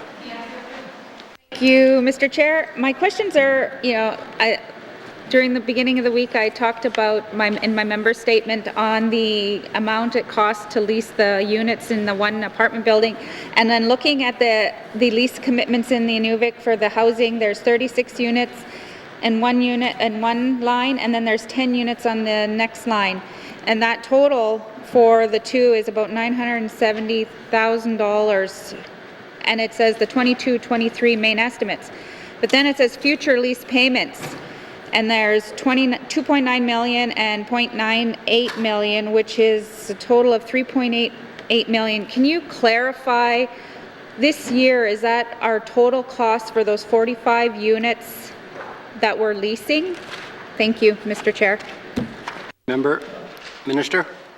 Thank you, Mr. Chair. I'll have Vice President Jim Martin respond. Thank you. Mr. Martin? Thank you, Mr. Chair. Yeah, so those two line items, the current year annual operating costs for those in 22-23 is $726,000 as noted, and $245,000 for the second building. The amount shown in future lease payments is the projected total cost over the life of those leases. Thank you, Mr. Chair. Thank you, Mr. Martin. Member? Okay, thank you, Mr. Chair. So can you clarify what's the total life of those leases? If that's a year by year, does it end at our fiscal year? Is this a 5-year? Thank you, Mr. Chair. Thank you, Member. Minister? Thank you, Mr. Chair. I'll have Vice President Jim Martin respond. Thank you. Martin? Thank you, Mr. Chair. For the first item, it's under 5 years, and the second one be about approximately 4 years. Thank you, Mr. Chair. Thank you, Mr. Martin. Member? Thank you, Mr. Chair. And I think this is the issue that I've been raising, and I know that the minister had mentioned in the House that there's no capital, but then this gets really confusing for, I'm not a finance person, so we've got a Crown Corporation, but we've the buildings that we want to, if we want to house people, we need houses, so those become capital, but we're paying, $1 million a year to house 40, to have 45 rental units just in Inuvik. That's just in Inuvik, which is double the cost of then I think in Yellowknife, if you look at it, 65 units is 1.2 for 65 units, so we're paying some crazy amounts for rent up in the north, and my colleague from Yellowknife North has mentioned this over and over again about how we're giving all the money to these southern companies, and I just feel that with the amount of units that we're spending this O&M money, that we could potentially in the future have a building, because we also have the college who's leasing units for residents that are coming in, families that are coming in for the college. So will the minister explain with these leases and with the future plan of trying to come up with a plan in especially in my community of Inuvik, where we have 100 people still on the wait list, yet we're leasing for 45 families units. What's the plan, and how are we going to continue to, you know, pay for this when we're renting out a whole apartment buildings instead of, it's cheaper to own and operate an apartment building ourselves? Thank you. Minister. Thank you, Mr. Chair. I just want to comment that, you know, the total for our main estimates here is 5 million. And a little bit there, but you know, we don't have, if we were to build a 45-unit complex, I don't know what that amount would be, but we don't have an additional 50 million just sitting there that we can go ahead and we could construct a 45-unit building in Inuvik. And what I've, you know, within the department, it would be cheaper for us to lease, but then over the duration of time, we actually could be possibly owning those units if we're operating and maintaining them. So it's a question that I have here and within the corporation, and also being challenged here in Yellowknife as well with all of our Northview leases, but we don't have that substantial amount of money coming in that we're able to look at entering into a project such as that. And I'll have Vice President Jim Martin respond as well too. Thank you, Mr. Chair. Mr. Martin. Thank you, Mr. Chair. So again, as the Minister mentioned, we certainly look at these items on a case-by-case basis. Right now, in terms of the Inuvik buildings, we have lease opportunities in the community. If we were to have purchase opportunities, we would certainly look at that again on a case-by-case and look at the cost benefits of either option. Thank you, Mr. Chair. Thank you, Mr. Martin. Member? Thank you. And, you know, with all the money, like the announcement that the Minister had mentioned and that I raised during my member statement and question period, with all of the Indigenous governments, you know, and I know that this government has really been working with Indigenous governments, so I'm really hoping that, you know, there's a lot of money that's going to be going out to Indigenous groups throughout Canada, you know, for housing, and I'm sure hoping that this government will try and build many units, even if it's apartments, for the residents in Inuvik and for some of the college families that will be, now that, you know, with everything moving forward and COVID restrictions, you know, people are going to start applying for college and wanting to go to school in the different communities, and we're going to need places for them to stay. So just more of a comment, but I'm just hoping that housing is working together with EC&E to make sure that we're securing that now. Thank you. Thank you, Member. Minister?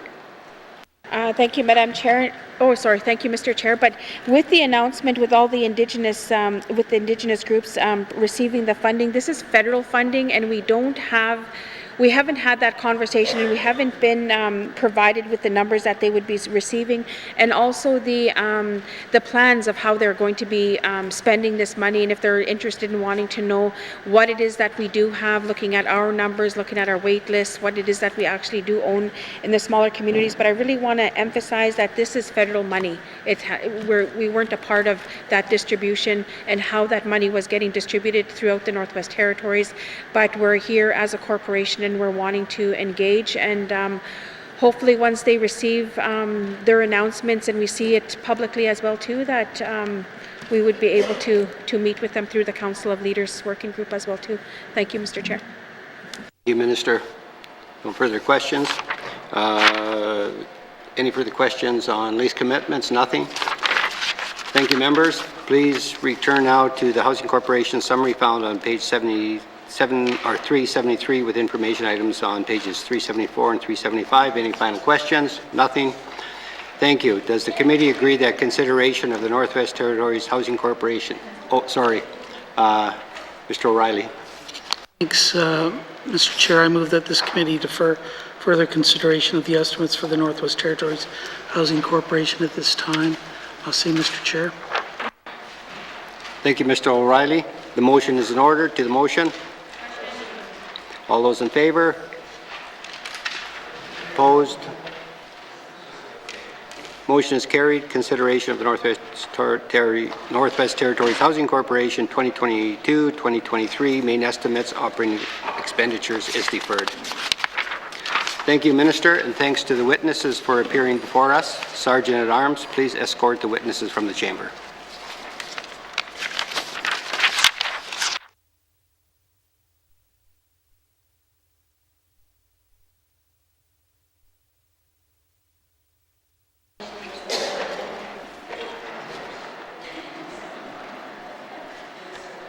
Mr. O'Reilly.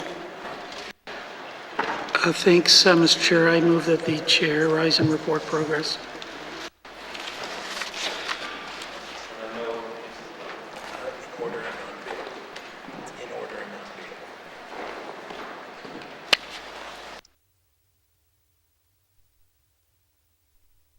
The motion is in order, non-debatable. All those in favor? Opposed? Motion carried.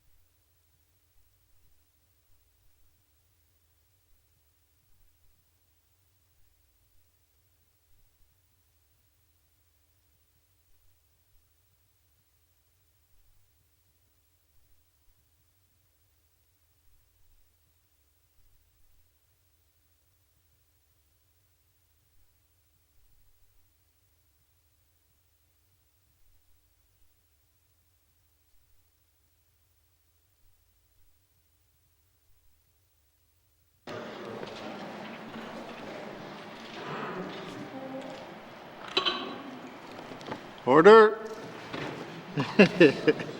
May I please have the report of Committee of the Whole. Member for Hay River South. Thank you, Mr. Speaker. Mr. Speaker, your committee has been considering Bills 23, 29, and 38. Table document 561-19, brackets 2, Minister's Statement 202-19, bracket 2, table document 567-19, bracket 2, and would like to report progress with one motion adopted. And Mr. Speaker, I move that the report of the Committee of the Whole be concurred with. We have a seconder. Member for Nuvik Twin Lakes. All those in favor? All those opposed? Any abstentions? Motion is carried. Third reading of bills. Third reading of bills. Mr. Clerk, orders of the day. Orders of the day for Tuesday, March 1st, 2022, 1:30 p.m.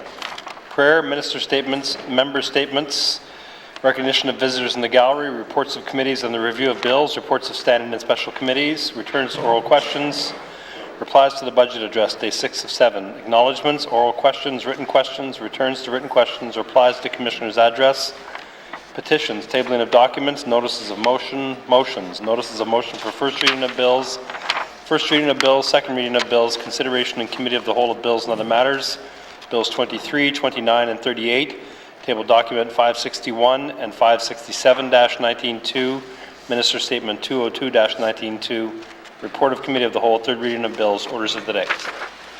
Thank you, Mr. Clerk. This House stands adjourned until Tuesday, March 1st, 2022 at 1:30 p.m. Order.